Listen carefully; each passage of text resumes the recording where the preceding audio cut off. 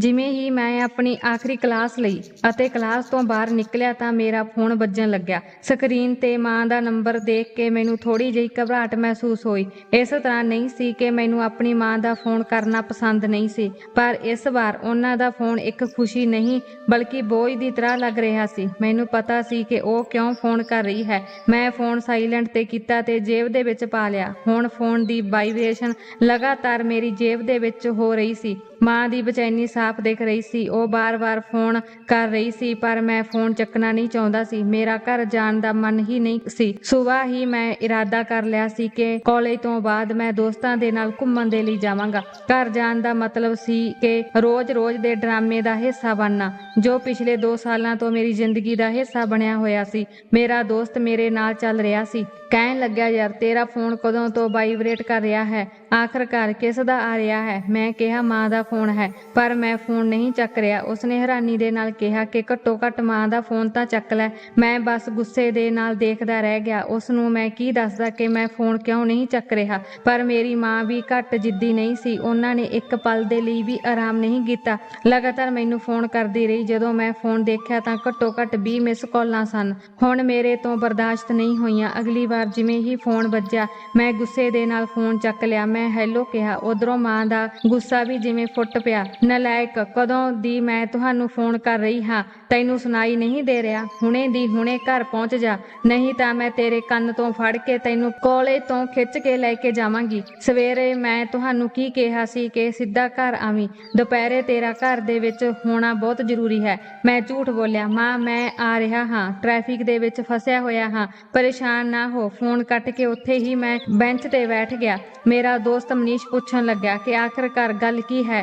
ਮੈਂ ਇੱਕ ਡੂੰਘਾ ਸਾਹ ਲੈ ਕੇ ਕਿਹਾ, ਯਾਰ ਮੇਰੀ ਮਾਂ ਤੇ ਮੇਰਾ ਵਿਆਹ ਕਰਨ ਦਾ ਭੂਤ ਸਵਾਰ ਹੋ ਗਿਆ ਹੈ।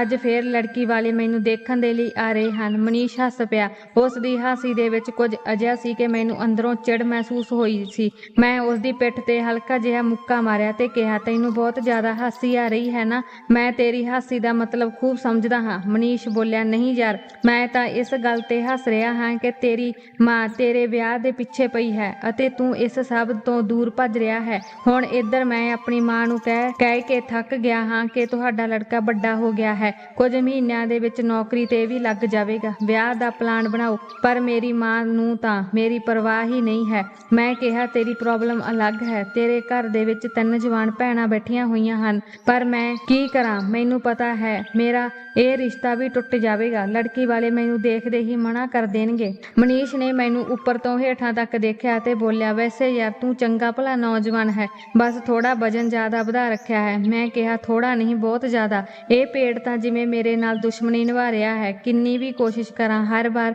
ਬਾਹਰ ਆ ਜਾਂਦਾ ਹੈ। ਮੇਰੀ ਗੱਲ ਸੁਣ ਕੇ ਮਨੀਸ਼ ਹੱਸ ਪਿਆ ਸੀ। ਮਾਂ ਦਾ ਬੁਲਾਵਾ ਸੀ, ਘਰ ਤਾਂ ਜਾਣਾ ਹੀ ਸੀ, ਪਰ ਮੈਂ ਰਸਤੇ ਦੇ ਵਿੱਚ ਖਾਣਾ ਨਹੀਂ ਭੁੱਲਿਆ। ਮੈਨੂੰ ਪਤਾ ਸੀ ਕਿ ਘਰ ਪਹੁੰਚਦੇ ਹੀ ਮਾਂ ਮੈਨੂੰ ਖਾਣਾ ਤਾਂ ਨਹੀਂ ਦਿੰਦੀ। ਜਦੋਂ ਵੀ ਕੋਈ ਨਵਾਂ ਰਿਸ਼ਤਾ ਆਉਂਦਾ ਤਾਂ ਮਾਂ ਮੈਨੂੰ 2 ਦਿਨ ਪਹਿਲਾਂ ਤੋਂ ਭੁੱਖਾ ਰੱਖਣਾ ਸ਼ੁਰੂ ਕਰ ਦਿੰਦੀ। ਮੈਂ ਕਹਿੰਦਾ, ਮਾਂ 2 ਦਿਨ ਰੋਟੀ ਨਾ ਖਾਣ ਦੇ ਨਾਲ ਮੈਂ ਪਤਲਾ ਨਹੀਂ ਹੋ ਜਾਵਾਂਗਾ, ਪਰ ਮਾਂ ਕਹਿੰਦੀ, ਚੱਲ ਠੀਕ ਹੈ, ਜੇਕਰ 2 ਸਮੇਂ ਦੀ ਰੋਟੀ ਨਹੀਂ ਖਾਵੇਂਗਾ ਤਾਂ ਤੇਰੀ ਪੈਂਟ ਤਾਂ ਸਹੀ ਤਰੀਕੇ ਨਾਲ ਉੱਪਰ ਚੜ ਜਾਵੇਗੀ। ਇਹੀ ਸੋਚ ਕੇ ਮੈਂ ਰਸਤੇ ਦੇ ਵਿੱਚ ਢਿੱਡ ਭਰ ਕੇ ਖਾਣਾ ਖਾਧਾ ਸੀ, ਕਿਉਂਕਿ ਮੈਨੂੰ ਪਤਾ ਸੀ ਕਿ ਘਰ ਜਾ ਕੇ ਤਾਂ ਮਾਂ ਮੈਨੂੰ ਖਾਣਾ ਦਿੰਦੀ ਨਹੀਂ। ਜਦੋਂ ਮੈਂ ਘਰ ਪਹੁੰਚਿਆ ਤਾਂ ਮਾਂ ਮੂੰਹ ਫੁਲਾ ਕੇ ਬੈਠੀ ਸੀ। ਮੈਂ ਸੌਰੀ ਕਿਹਾ ਅਤੇ ਇੱਕ ਤਿੱਖੀ ਨਿਗਾਹ ਮਾਂ ਦੇ ਨਾਲ ਬੈਠੀ ਰੂਹੀ ਤੇ ਮਾਰੀ। ਜ਼ਰੂਰ ਉਸਨੇ ਮੇਰੀ ਮਾਂ ਦੇ ਕੰਨ ਭਰੇ ਹੋਣਗੇ। ਮੈਂ ਮਾਂ ਨੂੰ ਕਹਿ ਕੇ ਥੱਕ ਗਿਆ ਸੀ ਕਿ ਇਸ ਲੜਕੀ ਨੂੰ ਘਰ ਦੇ ਵਿੱਚੋਂ ਬਾਹਰ ਭੇਜੋ। ਰੂਹੀ ਦੀ ਮੰਗਣੀ 2 ਸਾਲ ਪਹਿਲਾਂ ਹੋ ਚੁੱਕੀ ਸੀ, ਪਰ ਉਸਨੇ ਵੀ ਕਸਮ ਖਾਧੀ ਸੀ ਕਿ ਜਦੋਂ ਤੱਕ ਉਸਦੀ ਭਾਬੀ ਨਹੀਂ ਆਵੇਗੀ ਉਹ ਕਿਤੇ ਵੀ ਜਾਣ ਵਾਲੀ ਨਹੀਂ ਹੈ, ਅਤੇ ਮਾਂ ਵੀ ਉਸਦੀ ਇਸ ਬੇਕਾਰ ਜਿੱਦ ਦੇ ਅੱਗੇ ਸਿਰ ਝੁਕਾ ਕੇ ਬੈਠੀ ਸੀ ਕਿ ਹਾਂ, ਪਹਿਲਾਂ ਅਹਿਲ ਦਾ ਵਿਆਹ ਹੋਵੇਗਾ, ਉਸ ਤੋਂ ਬਾਅਦ ਹੀ ਰੂਹੀ ਦਾ ਵਿਆਹ ਹੋਵੇਗਾ। ਖੈਰ, ਮੈਂ ਮਾਂ ਤੋਂ ਮਾਫੀ ਮੰਗੀ ਅਤੇ ਥੋੜੇ ਹੀ ਸਮੇਂ ਦੇ ਵਿੱਚ ਮਾਂ ਮੰਨ ਗਈ ਸੀ। ਫਿਰ ਮੈਂ ਝੂਠਾ ਮੁੱਠਾ ਕਿਹਾ, ਮਾਂ ਮੈਨੂੰ ਭੁੱਖ ਲੱਗੀ ਹੈ, ਖਾਣਾ ਦੇ ਦਿਓ। ਉਮੀਦ ਦੇ ਅਨੁਸਾਰ ਮਾਂ ਨੇ ਮੇਰੇ ਕੰਨ ਫੜ ਲਏ ਅਤੇ ਕਹਿਣ ਲੱਗੀ, ਖਬਰਦਾਰ, ਜੇਕਰ ਤੂੰ ਖਾਣੇ ਦਾ ਨਾਮ ਵੀ ਲਿਆ, ਖਾ ਖਾ ਕੇ ਮੋਟਾ ਗੈਂਡਾ ਬਣ ਗਿਆ ਹੈ। ਮੈਂ ਹੱਸਦੇ ਹੋਏ ਕਿਹਾ ਕਿ ਮਾਂ ਤੁਸੀਂ ਦੁਨੀਆ ਦੀ ਪਹਿਲੀ ਮਾਂ ਹੋ ਜੋ ਆਪਣੇ ਬੱਚੇ ਨੂੰ ਖਾਣ ਤੋਂ ਰੋਕਦੀ ਹੈ ਅਤੇ ਉਸ ਦੇ ਭਾਰੇ ਸਰੀਰ ਨੂੰ ਨਜ਼ਰ ਲਗਾ ਰਹੀ ਹੈ। ਇੰਨੇ ਸਮੇਂ ਦੇ ਵਿੱਚ ਮੇਰੀ ਛੋਟੀ ਭੈਣ ਰੂਹੀ ਬਾਹਰ ਆ ਗਈ। ਬੋਲੀ, ਭਰਾ ਜੀ ਜੀ, ਤੁਹਾਨੂੰ ਤਾਂ ਨਜ਼ਰ ਵੀ ਨਹੀਂ ਲੱਗਦੀ। ਘੱਟੋ ਘੱਟ ਜੇਕਰ ਤੁਹਾਨੂੰ ਨਜ਼ਰ ਲੱਗੇ ਤਾਂ ਇਹ ਤੁਹਾਡਾ ਮੋਟਾ ਢਿੱਡ ਅੰਦਰ ਚਲਾ ਜਾਵੇ, ਪਰ ਨਹੀਂ, ਨਜ਼ਰ ਵੀ ਤੁਹਾਡੇ ਤੋਂ ਦੂਰ ਭੱਜਦੀ ਹੈ। ਅੱਜ ਤੁਹਾਨੂੰ ਖਾਣਾ ਨਹੀਂ ਮਿਲੇਗਾ। ਮੈਂ ਗੁੱਸੇ ਦੇ ਨਾਲ ਕਿਹਾ, ਮਾਂ ਤੁਸੀਂ ਛੋਟੀ ਨੂੰ ਕੁਝ ਜ਼ਿਆਦਾ ਹੀ ਸਿਰ ਤੇ ਚੜਾ ਰੱਖਿਆ ਹੈ। ਦੇਖੋ, ਇਸ ਨੂੰ ਗੱਲ ਕਰਨ ਦੀ ਵੀ ਤਮੀਜ਼ ਨਹੀਂ ਹੈ। ਰੂਹੀ ਮੇਰੇ ਸਾਹਮਣੇ ਆ ਕੇ ਖੜੀ ਹੋ ਗਈ। ਇਸ ਗਲਤਫਹਿਮੀ ਦੇ ਵਿੱਚ ਨਾ ਰਹੋ ਕਿ ਮੈਂ ਤੁਹਾਡੇ ਤੋਂ ਛੋਟੀ ਹਾਂ। ਮੈਂ ਤੁਹਾਡੇ ਤੋਂ ਸਿਰਫ 2 ਮਿੰਟ ਛੋਟੀ ਹਾਂ। ਜੇਕਰ ਮੈਂ 2 ਮਿੰਟ ਪਹਿਲਾਂ ਦੁਨੀਆ ਦੇ ਵਿੱਚ ਆ ਜਾਂਦੀ ਤਾਂ ਮੈਂ ਤੁਹਾਡੇ ਤੋਂ ਵੱਡੀ ਹੁੰਦੀ, ਅਤੇ ਇਹ 2 ਮਿੰਟਾਂ ਦਾ ਫਰਕ ਕੋਈ ਫਰਕ ਨਹੀਂ ਹੁੰਦਾ। ਰੂਹੀ ਮੇਰੀ ਜੁੜਵਾ ਭੈਣ ਸੀ, ਮੇਰੇ ਤੋਂ ਬਸ 2 ਮਿੰਟ ਛੋਟੀ। ਜੇਕਰ ਉਹ ਮੇਰੇ ਤੋਂ 2 ਮਿੰਟ ਵੱਡੀ ਹੁੰਦੀ ਤਾਂ ਸ਼ਾਇਦ ਮੇਰੀ ਜ਼ਿੰਦਗੀ ਹੋਰ ਵੀ ਮੁਸ਼ਕਲ ਹੋ ਜਾਂਦੀ, ਪਰ ਪਰਮਾਤਮਾ ਦਾ ਸ਼ੁਕਰ ਸੀ ਕਿ ਉਹਨਾਂ ਨੇ ਉਸ ਨੂੰ ਛੋਟਾ ਹੀ ਰੱਖਿਆ ਸੀ, ਨਹੀਂ ਤਾਂ ਉਸ ਦੀ ਜ਼ੁਬਾਨ ਕੈਂਚੀ ਦੀ ਤਰ੍ਹਾਂ ਚੱਲਦੀ। ਅੱਗੇ ਮੇਰੀ ਖੈਰ ਨਹੀਂ ਸੀ। ਮੈਂ ਕਿਹਾ, ਜ਼ਿਆਦਾ ਜ਼ੁਬਾਨ ਨਾ ਚਲਾਓ। ਮੈਂ ਕਿਹੜਾ ਮੋਟਾ ਹਾਂ, 6 ਫੁੱਟ ਦਾ ਹੱਟਾ ਕੱਟਾ ਮਰਦ ਹਾਂ, ਅਤੇ ਐਡੀ ਵੱਡੀ ਹਾਈਟ ਦੇ ਵਿੱਚ 110 ਕਿਲੋ ਵਜ਼ਨ ਕੁਝ ਖਾਸ ਨਹੀਂ ਹੁੰਦਾ। ਇਹ ਤਾਂ ਖਾਂਦੇ ਪੀਂਦੇ ਲੋਕਾਂ ਦੀ ਨਿਸ਼ਾਨੀ ਹੁੰਦੀ ਹੈ। ਰੂਹੀ ਜ਼ੋਰ ਦੀ ਹੱਸ ਪਈ। ਭਰਾ ਜੀ, ਇੰਨੇ ਵੀ ਖਾਂਦੇ ਪੀਂਦੇ ਘਰ ਦੀ ਨਿਸ਼ਾਨੀ ਨਹੀਂ ਹੋਣੀ ਚਾਹੀਦੀ ਕਿ ਤੁਹਾਡਾ ਪੇਟ ਖੁਦ ਅੱਗੇ ਵੱਧ ਕੇ ਕਹਾਣੀ ਸੁਣਾਉਣ ਲੱਗੇ। ਮੈਂ ਥੋੜਾ ਸ਼ਰਮਿੰਦਾ ਹੋ ਗਿਆ ਅਤੇ ਬੋਲਿਆ ਕਿ ਚਲੋ ਠੀਕ ਹੈ, ਜ਼ਿਆਦਾ ਬੋਲੋ ਨਾ। ਮੈਂ ਉੱਥੇ ਹੀ ਸੋਫੇ ਤੇ ਲੇਟ ਗਿਆ ਤਾਂ ਰੂਹੀ ਨੇ ਮੈਨੂੰ ਹੱਥ ਫੜ ਕੇ ਉਠਾ ਦਿੱਤਾ। ਭਰਾ ਜੀ, ਟਾਈਮ ਵੇਸਟ ਨਾ ਕਰੋ ਅਤੇ ਜਲਦੀ ਨਾਲ ਤਿਆਰ ਹੋ ਜਾਓ। 2 ਘੰਟਿਆਂ ਦੇ ਵਿੱਚ ਲੜਕੀ ਵਾਲੇ ਆਉਣ ਵਾਲੇ ਹਨ। ਮੈਂ ਬੇਬਸੀ ਦੇ ਨਾਲ ਉੱਠ ਕੇ ਕਮਰੇ ਦੇ ਵਿੱਚ ਚਲਾ ਗਿਆ। ਆਪਣੇ ਆਪ ਨੂੰ ਸ਼ੀਸ਼ੇ ਦੇ ਵਿੱਚ ਦੇਖਿਆ ਤਾਂ ਆਪਣਾ ਮੋਟਾ ਭਾਰਾ ਸਰੀਰ ਦੇਖ ਕੇ ਮੈਨੂੰ ਆਪਣੇ ਆਪ ਤੇ ਸ਼ਰਮ ਆਉਣ ਲੱਗੀ ਸੀ। ਇਹ ਸ਼ਰਟ ਮੈਂ ਪਿਛਲੇ ਮਹੀਨੇ ਹੀ ਖਰੀਦੀ ਸੀ। ਉਸ ਸਮੇਂ ਤੱਕ ਮੇਰੇ ਠੀਕ ਆਉਂਦੀ ਸੀ, ਪਰ 1 ਹੀ ਮਹੀਨੇ ਦੇ ਵਿੱਚ ਵਜ਼ਨ ਹੋਰ ਵੀ ਜ਼ਿਆਦਾ ਵੱਧ ਗਿਆ ਸੀ। ਇਸ ਸ਼ਰਟ ਦੇ ਬਟਨ ਟੁੱਟਣ ਦੇ ਲਈ ਤਿਆਰ ਸਨ। ਮੈਂ ਜਲਦੀ ਨਾਲ ਆਪਣਾ ਪੇਟ ਅੰਦਰ ਨੂੰ ਕੀਤਾ ਸੀ। ਇੰਨੇ ਟਾਈਟ ਕੱਪੜੇ ਪਾ ਕੇ ਮੇਰਾ ਦਮ ਹੋਰ ਵੀ ਜ਼ਿਆਦਾ ਘੁੱਟਣ ਲੱਗਿਆ ਸੀ। ਮੈਂ ਇੱਕ ਢਿੱਲਾ ਜਿਹਾ ਕੁੜਤਾ ਪਜਾਮਾ ਕੱਢਿਆ ਅਤੇ ਪਾ ਲਿਆ ਕਿ ਉਸ ਸਮੇਂ ਹੀ ਰੂਹੀ ਕਮਰੇ ਦੇ ਵਿੱਚ ਦਾਖਲ ਹੋਈ। ਰੂਹੀ ਨੇ ਗੁੱਸੇ ਦੇ ਨਾਲ ਕਿਹਾ, ਭਰਾ ਜੀ, ਕੁੜਤਾ ਪਜਾਮਾ ਕਿਉਂ ਪਾ ਲਿਆ? ਇਸ ਦੇ ਵਿੱਚ ਤਾਂ ਤੁਸੀਂ ਹੋਰ ਵੀ ਮੋਟੇ ਲੱਗ ਰਹੇ ਹੋ, ਅਤੇ ਇਹ ਕੱਪੜੇ ਉਤਾਰੋ ਅਤੇ ਪੈਂਟ ਸ਼ਰਟ ਪਾ ਕੇ ਬਾਹਰ ਆਓ। ਉਸ ਨੇ ਮੇਰੇ ਹੱਥ ਦੇ ਵਿੱਚ 1 ਸਾਲ ਪੁਰਾਣੀ ਜੀਨ ਫੜਾਉਂਦੇ ਹੋਏ ਕਿਹਾ, ਇਹ ਲਓ ਅਤੇ ਪਾ ਲਓ ਇਸ ਨੂੰ। ਮੈਂ ਗੁੱਸੇ ਦੇ ਵਿੱਚ ਕਿਹਾ, ਰੂਹੀ, ਤੇਰਾ ਦਿਮਾਗ ਤਾਂ ਨਹੀਂ ਖਰਾਬ ਹੈ? ਇਹ ਜੀਨ ਮੇਰੇ ਆਏਗੀ? ਉਹ ਹੱਸਦੀ ਹੋਈ ਬੋਲੀ, ਆ ਜਾਵੇਗੀ, ਕੋਸ਼ਿਸ਼ ਕਰੋ। ਰੂਹੀ ਦੇ ਕਹਿਣ ਤੇ ਮੈਂ ਜ਼ਬਰਦਸਤੀ ਉਸ ਜੀਨ ਨੂੰ ਪਾ ਲਿਆ ਸੀ, ਜਿਸ ਨੂੰ ਪਾਉਣ ਦੇ ਵਿੱਚ ਮੇਰੇ ਪਸੀਨੇ ਛੁੱਟ ਗਏ ਸਨ। ਬਲੂ ਜੀਨ ਦੇ ਉੱਪਰ ਮੈਂ ਵਾਈਟ ਸ਼ਰਟ ਪਾ ਲਈ ਸੀ। ਜਾਂਦੇ ਜਾਂਦੇ ਰੂਹੀ ਨੇ ਫਿਰ ਤਾਨਾ ਮਾਰਿਆ ਅਤੇ ਹਾਂ, ਢਿੱਡ ਨੂੰ ਅੰਦਰ ਕਰਕੇ ਬੈਠੋ। ਮੈਂ ਕਿਹਾ, ਤੂੰ ਜਾਨੀ ਹੈ ਜਾਂ ਫਿਰ ਮੇਰੇ ਤੋਂ ਕੁੱਟ ਖਾਏਗੀ? ਉਹ ਹੱਸਦੀ ਹੋਈ ਭੱਜ ਗਈ ਸੀ। ਮੈਂ ਜਦੋਂ ਬਾਹਰ ਆਇਆ ਤਾਂ ਮਹਿਮਾਨ ਹੱਸ ਹੱਸ ਕੇ ਗੱਲਾਂ ਕਰ ਰਹੇ ਸਨ, ਪਰ ਜਿਵੇਂ ਹੀ ਮੈਨੂੰ ਦੇਖਿਆ ਉਹਨਾਂ ਦੀ ਹਾਸੀ ਰੁਕ ਗਈ। ਸਾਹਮਣੇ ਖਾਣੇ ਦੀ ਟੇਬਲ ਤੇ ਟੇਸਟੀ ਖਾਣਾ ਰੱਖਿਆ ਹੋਇਆ ਸੀ। ਉਸ ਨੂੰ ਦੇਖ ਕੇ ਹੀ ਮੇਰੇ ਮੂੰਹ ਦੇ ਵਿੱਚ ਪਾਣੀ ਆ ਗਿਆ, ਪਰ ਮੈਂ ਜਾਣਦਾ ਸੀ ਕਿ ਮੈਨੂੰ ਇਸ ਦੇ ਵਿੱਚੋਂ ਕੁਝ ਵੀ ਮਿਲਣ ਵਾਲਾ ਨਹੀਂ ਸੀ। ਮੈਂ ਚੁੱਪਚਾਪ ਸੋਫੇ ਤੇ ਜਾ ਕੇ ਬੈਠ ਗਿਆ। ਸਾਹਮਣੇ ਇੱਕ ਔਰਤ ਤੇ ਇੱਕ ਮਰਦ ਬੈਠੇ ਸਨ। ਸ਼ਾਇਦ ਉਹ ਲੜਕੀ ਦੇ ਮਾਂ-ਬਾਪ ਸਨ। ਮੈਨੂੰ ਦੇਖਦੇ ਹੀ ਉਹ ਮੈਨੂੰ ਇਗਨੋਰ ਕਰਨ ਲੱਗੇ ਅਤੇ ਫਿਰ ਸਵਾਲ ਜਵਾਬ ਸ਼ੁਰੂ ਹੋਏ। ਲੜਕੀ ਦੇ ਪਾਪਾ ਨੇ ਮੇਰੇ ਕੈਰੀਅਰ ਦੇ ਬਾਰੇ ਪੁੱਛਿਆ। ਮੈਂ ਜਵਾਬ ਦਿੱਤਾ ਕਿ ਅੰਕਲ, 1 ਮਹੀਨੇ ਦੇ ਵਿੱਚ ਮੇਰੇ ਫਾਈਨਲ ਐਗਜ਼ਾਮ ਹਨ, ਉਸ ਤੋਂ ਬਾਅਦ ਮੈਂ ਜੌਬ ਕਰਾਂਗਾ। ਮੈਂ ਇੱਕ ਮਲਟੀਨੈਸ਼ਨਲ ਕੰਪਨੀ ਦੇ ਵਿੱਚ ਇੰਟਰਵਿਊ ਦਿੱਤਾ ਹੋਇਆ ਹੈ ਅਤੇ ਮੈਨੂੰ ਲੈਟਰ ਵੀ ਆ ਗਿਆ ਹੈ। ਮੇਰੀ ਨੌਕਰੀ ਦੀ ਗੱਲ ਸੁਣ ਕੇ ਉਹ ਲੋਕ ਥੋੜੇ ਖੁਸ਼ ਹੋ ਗਏ, ਪਰ ਮੇਰੇ ਸਰੀਰ ਨੂੰ ਦੇਖ ਕੇ ਉਹਨਾਂ ਦਾ ਚਿਹਰਾ ਫਿਰ ਲਟਕ ਗਿਆ। ਲੜਕੀ ਦੀ ਮਾਂ ਹੌਲੀ ਹੌਲੀ ਆਪਣੇ ਪਤੀ ਨੂੰ ਕੂਣੀ ਮਾਰ ਰਹੀ ਸੀ, ਜਿਵੇਂ ਕਹਿ ਰਹੀ ਹੋਵੇ ਕਿ ਚਲੋ ਇੱਥੋਂ ਨਿਕਲਦੇ ਹਾਂ। ਥੋੜੇ ਸਮੇਂ ਬਾਅਦ ਉਹ ਲੋਕ ਇਹ ਕਹਿ ਕੇ ਚਲੇ ਗਏ ਕਿ ਅਸੀਂ ਸੋਚ ਕੇ ਜਵਾਬ ਦੇਵਾਂਗੇ, ਅਤੇ ਮੈਨੂੰ ਪਤਾ ਸੀ ਕਿ ਉਹਨਾਂ ਦਾ ਜਵਾਬ ਕੀ ਹੋਵੇਗਾ। ਉਹਨਾਂ ਦੇ ਜਾਂਦੇ ਹੀ ਮੈਂ ਬਿਰਿਆਨੀ ਦੀ ਪਲੇਟ ਭਰ ਲਈ। ਗਰਮ ਗਰਮ ਚਿਕਨ ਬਿਰਿਆਨੀ ਦੀ ਖੁਸ਼ਬੂ ਦੇ ਨਾਲ ਮੇਰੇ ਮੂੰਹ ਦੇ ਵਿੱਚ ਪਾਣੀ ਆ ਗਿਆ ਸੀ। ਇਸ ਦੇ ਵਿੱਚ ਕੋਈ ਸ਼ੱਕ ਨਹੀਂ ਸੀ ਕਿ ਮੈਨੂੰ ਭੁੱਖ ਬਹੁਤ ਲੱਗਦੀ ਸੀ, ਅਤੇ ਹੁਣ ਮੈਨੂੰ ਖਾਣਾ ਖਾਧੇ ਹੋਏ 3-4 ਘੰਟੇ ਹੋ ਗਏ ਸਨ ਅਤੇ ਮੈਨੂੰ ਜ਼ੋਰ-ਜ਼ੋਰ ਦੀ ਭੁੱਖ ਲੱਗਣੀ ਸ਼ੁਰੂ ਹੋ ਗਈ ਸੀ। ਬਿਰਿਆਨੀ ਦੀ ਪਲੇਟ ਦੇ ਵਿੱਚ ਮੈਂ 2 ਲੈਗ ਪੀਸ ਰੱਖੇ ਸਨ। ਮੈਂ ਅਜੇ ਖਾਣ ਹੀ ਵਾਲਾ ਸੀ ਕਿ ਰੂਹੀ ਅਤੇ ਮਾਂ ਮੈਨੂੰ ਘੂਰਦੀਆਂ ਹੋਈਆਂ ਮੇਰੇ ਸਾਹਮਣੇ ਆ ਗਈਆਂ। ਮਾਂ ਨੇ ਕਿਹਾ, ਅਹਿਲ, ਹੁਣ ਤੂੰ ਸਬਰ ਕਰ ਲੈ। ਕਿੰਨੀ ਵਾਰ ਕਿਹਾ ਹੈ ਕਿ ਤੂੰ ਡਾਈਟ ਤੇ ਧਿਆਨ ਦਿਆ ਕਰ, ਬਸ ਤੈਨੂੰ ਤਾਂ ਖਾਣ ਤੋਂ ਹੀ ਬੇਲ ਨਹੀਂ। ਮਾਂ ਨੇ ਮੇਰੇ ਹੱਥ ਦੇ ਵਿੱਚੋਂ ਬਿਰਿਆਨੀ ਦੀ ਪਲੇਟ ਫੜੀ ਅਤੇ ਸਲਾਦ ਦੀ ਪਲੇਟ ਫੜਾ ਦਿੱਤੀ ਅਤੇ ਕਿਹਾ, ਜਾ ਕਮਰੇ ਦੇ ਵਿੱਚ ਅਤੇ ਇਸ ਨੂੰ ਖਤਮ ਕਰ। ਫਿਰ ਰੂਹੀ ਨੂੰ ਕਿਹਾ ਕਿ ਰੂਹੀ, ਸਾਰਾ ਸਮਾਨ ਜਾ ਕੇ ਫ੍ਰਿਜ ਦੇ ਵਿੱਚ ਸੈੱਟ ਕਰ ਦੇ। ਅਤੇ ਰੂਹੀ ਤਾਂ ਜਿਵੇਂ ਇਸ ਮੌਕੇ ਦੇ ਇੰਤਜ਼ਾਰ ਦੇ ਵਿੱਚ ਸੀ ਅਤੇ ਉਸ ਨੇ ਜਲਦੀ ਨਾਲ ਬਾਕੀ ਸਾਰਾ ਖਾਣਾ ਫ੍ਰਿਜ ਦੇ ਵਿੱਚ ਰੱਖ ਦਿੱਤਾ। ਮੇਰੇ ਸਾਹਮਣੇ ਸਿਰਫ ਇੱਕ ਸਲਾਦ ਦੀ ਪਲੇਟ ਪਈ ਸੀ, ਜਿਵੇਂ ਉਹ ਮੇਰਾ ਮਜ਼ਾਕ ਉਡਾ ਰਹੀ ਸੀ। ਮਰਦਾ ਕੀ ਨਾ ਕਰਦਾ, ਭੁੱਖ ਨਾਲ ਮੇਰਾ ਬੁਰਾ ਹਾਲ ਸੀ। ਅਤੇ ਫਿਰ ਮੈਂ ਸਲਾਦ ਨੂੰ ਖਾਣ ਲੱਗਿਆ। ਪਿਛਲੇ 3 ਘੰਟਿਆਂ ਤੋਂ ਮੈਂ ਕੁਝ ਨਹੀਂ ਖਾਧਾ ਸੀ ਅਤੇ ਭੁੱਖ ਬਹੁਤ ਜ਼ਿਆਦਾ ਲੱਗੀ ਹੋਈ ਸੀ। ਪਿਛਲੇ 2 ਸਾਲਾਂ ਦੇ ਵਿੱਚ ਇਹ ਮੇਰੇ ਲਈ 10ਵਾਂ ਰਿਸ਼ਤਾ ਸੀ। ਜੋ ਲੋਕ ਮੈਨੂੰ ਦੇਖਣ ਦੇ ਲਈ ਆਏ ਸਨ ਅਤੇ ਮੈਨੂੰ ਯਕੀਨ ਸੀ ਕਿ ਇਹ ਵੀ ਮੈਨੂੰ ਇਨਕਾਰ ਹੀ ਕਰਨਗੇ। ਹਰ ਵਾਰ ਇਹੀ ਹੁੰਦਾ ਸੀ। ਲੜਕੀ ਵਾਲੇ ਮੇਰੀ ਪੜ੍ਹਾਈ, ਮੇਰੇ ਪਾਪਾ ਦਾ ਬਿਜ਼ਨਸ ਅਤੇ ਮੇਰੇ ਕੈਰੀਅਰ ਨੂੰ ਦੇਖ ਕੇ ਖੁਸ਼ ਹੋ ਜਾਂਦੇ, ਪਰ ਜਦੋਂ ਮੈਨੂੰ ਦੇਖਦੇ ਤਾਂ ਉਹਨਾਂ ਦਾ ਮੂਡ ਬਦਲ ਜਾਂਦਾ। ਹੁਣ ਤਾਂ ਮੇਰੀ ਮਾਂ ਵੀ ਪਰੇਸ਼ਾਨ ਹੋ ਗਈ ਸੀ। ਉਹਨਾਂ ਨੇ ਤਾਨਾ ਮਾਰਦੇ ਹੋਏ ਕਿਹਾ, আহিਲ, ਇਹ ਤੁਹਾਡੇ ਲਈ 10ਵਾਂ ਰਿਸ਼ਤਾ ਸੀ। ਮੈਨੂੰ ਨਹੀਂ ਲੱਗਦਾ ਕਿ ਇਸ ਵਾਰ ਵੀ ਗੱਲ ਬਣੇਗੀ। ਸ਼ਾਇਦ ਮੈਂ ਤੁਹਾਨੂੰ ਵਿਆਹੇ ਬਿਨਾਂ ਹੀ ਇਸ ਦੁਨੀਆ ਦੇ ਵਿੱਚੋਂ ਚਲੀ ਜਾਵਾਂਗੀ। ਮੈਂ ਗੁੱਸੇ ਦੇ ਵਿੱਚ ਸਲਾਦ ਦੀ ਪਲੇਟ ਸੁੱਟ ਦਿੱਤੀ ਅਤੇ ਕਿਹਾ, ਮਾਂ, ਤੁਸੀਂ ਹਰ ਵਾਰ ਇਸ ਤਰ੍ਹਾਂ ਦੀਆਂ ਉਲਟੀਆਂ ਸਿੱਧੀਆਂ ਗੱਲਾਂ ਕਿਉਂ ਕਰਦੇ ਰਹਿੰਦੇ ਹੋ? ਤੇ ਇਹ ਲੋਕ ਬੇਵਕੂਫ ਹਨ। ਲੜਕੇ ਦੀ ਕਾਬਲੀਅਤ ਦੇਖਣੀ ਚਾਹੀਦੀ ਹੈ, ਨਾ ਕਿ ਉਸਦਾ ਮੋਟਾਪਾ ਜਾਂ ਰੰਗ ਰੂਪ। ਅਤੇ ਵੈਸੇ ਵੀ ਕਿਹੜੀਆਂ ਉਹ ਲੜਕੀਆਂ ਹੂਰ ਪਰੀਆਂ ਹਨ ਜੋ ਮੈਨੂੰ ਠੁਕਰਾ ਦਿੰਦੀਆਂ ਹਨ। ਤੁਸੀਂ ਦੇਖੋ, ਤੁਹਾਡੇ ਬੇਟੇ ਦੀ ਕਿਸਮਤ ਦੇ ਵਿੱਚ ਇੱਕ ਹੂਰ ਪਰੀ ਆਵੇਗੀ ਅਤੇ ਜਦੋਂ ਉਹ ਇਸ ਘਰ ਦੇ ਵਿੱਚ ਆਵੇਗੀ ਅਤੇ ਉਸਦੀ ਖੂਬਸੂਰਤੀ ਦੇ ਨਾਲ ਇਸ ਘਰ ਦੇ ਵਿੱਚ ਰੌਸ਼ਨੀ ਹੋ ਜਾਵੇਗੀ, ਲਾਈਟ ਦੀ ਤਾਂ ਕੋਈ ਜ਼ਰੂਰਤ ਹੀ ਨਹੀਂ ਪਵੇਗੀ। ਮਾਂ ਨੇ ਮੇਰੀਆਂ ਗੱਲਾਂ ਤੇ ਹੱਸਦੇ ਹੋਏ ਕਿਹਾ, ਰੱਬ ਕਰੇ ਤੁਹਾਡੇ ਮੂੰਹ ਦੇ ਵਿੱਚ ਘਿਓ ਸ਼ੱਕਰ ਉਸ ਤਰ੍ਹਾਂ ਦੀ ਬਹੂ ਮੇਰੇ ਘਰ ਦੇ ਵਿੱਚ ਆਵੇ ਜਿਵੇਂ ਤੂੰ ਕਹਿ ਰਿਹਾ ਹੈ। ਮੈਂ ਸਲਾਦ ਦੀ ਪਲੇਟ ਚੱਕ ਕੇ ਕਮਰੇ ਦੇ ਵੱਲ ਵੱਧ ਗਿਆ। ਜਿਵੇਂ ਸੋਚਿਆ ਸੀ ਉਵੇਂ ਹੀ ਹੋਇਆ। ਲੜਕੀ ਵਾਲਿਆਂ ਨੇ ਰਿਸ਼ਤਾ ਕਰਵਾਉਣ ਵਾਲੀ ਆਂਟੀ ਦੇ ਰਾਹੀਂ ਸਾਫ਼ ਕਹਿ ਦਿੱਤਾ ਕਿ ਲੜਕਾ ਤਾਂ ਬਹੁਤ ਮੋਟਾ ਹੈ ਅਤੇ ਸਾਡੀ ਬੇਟੀ ਬਹੁਤ ਪਤਲੀ ਹੈ। ਇਹ ਜੋੜੀ ਕਿਤੋਂ ਵੀ ਮੇਲ ਨਹੀਂ ਖਾਂਦੀ।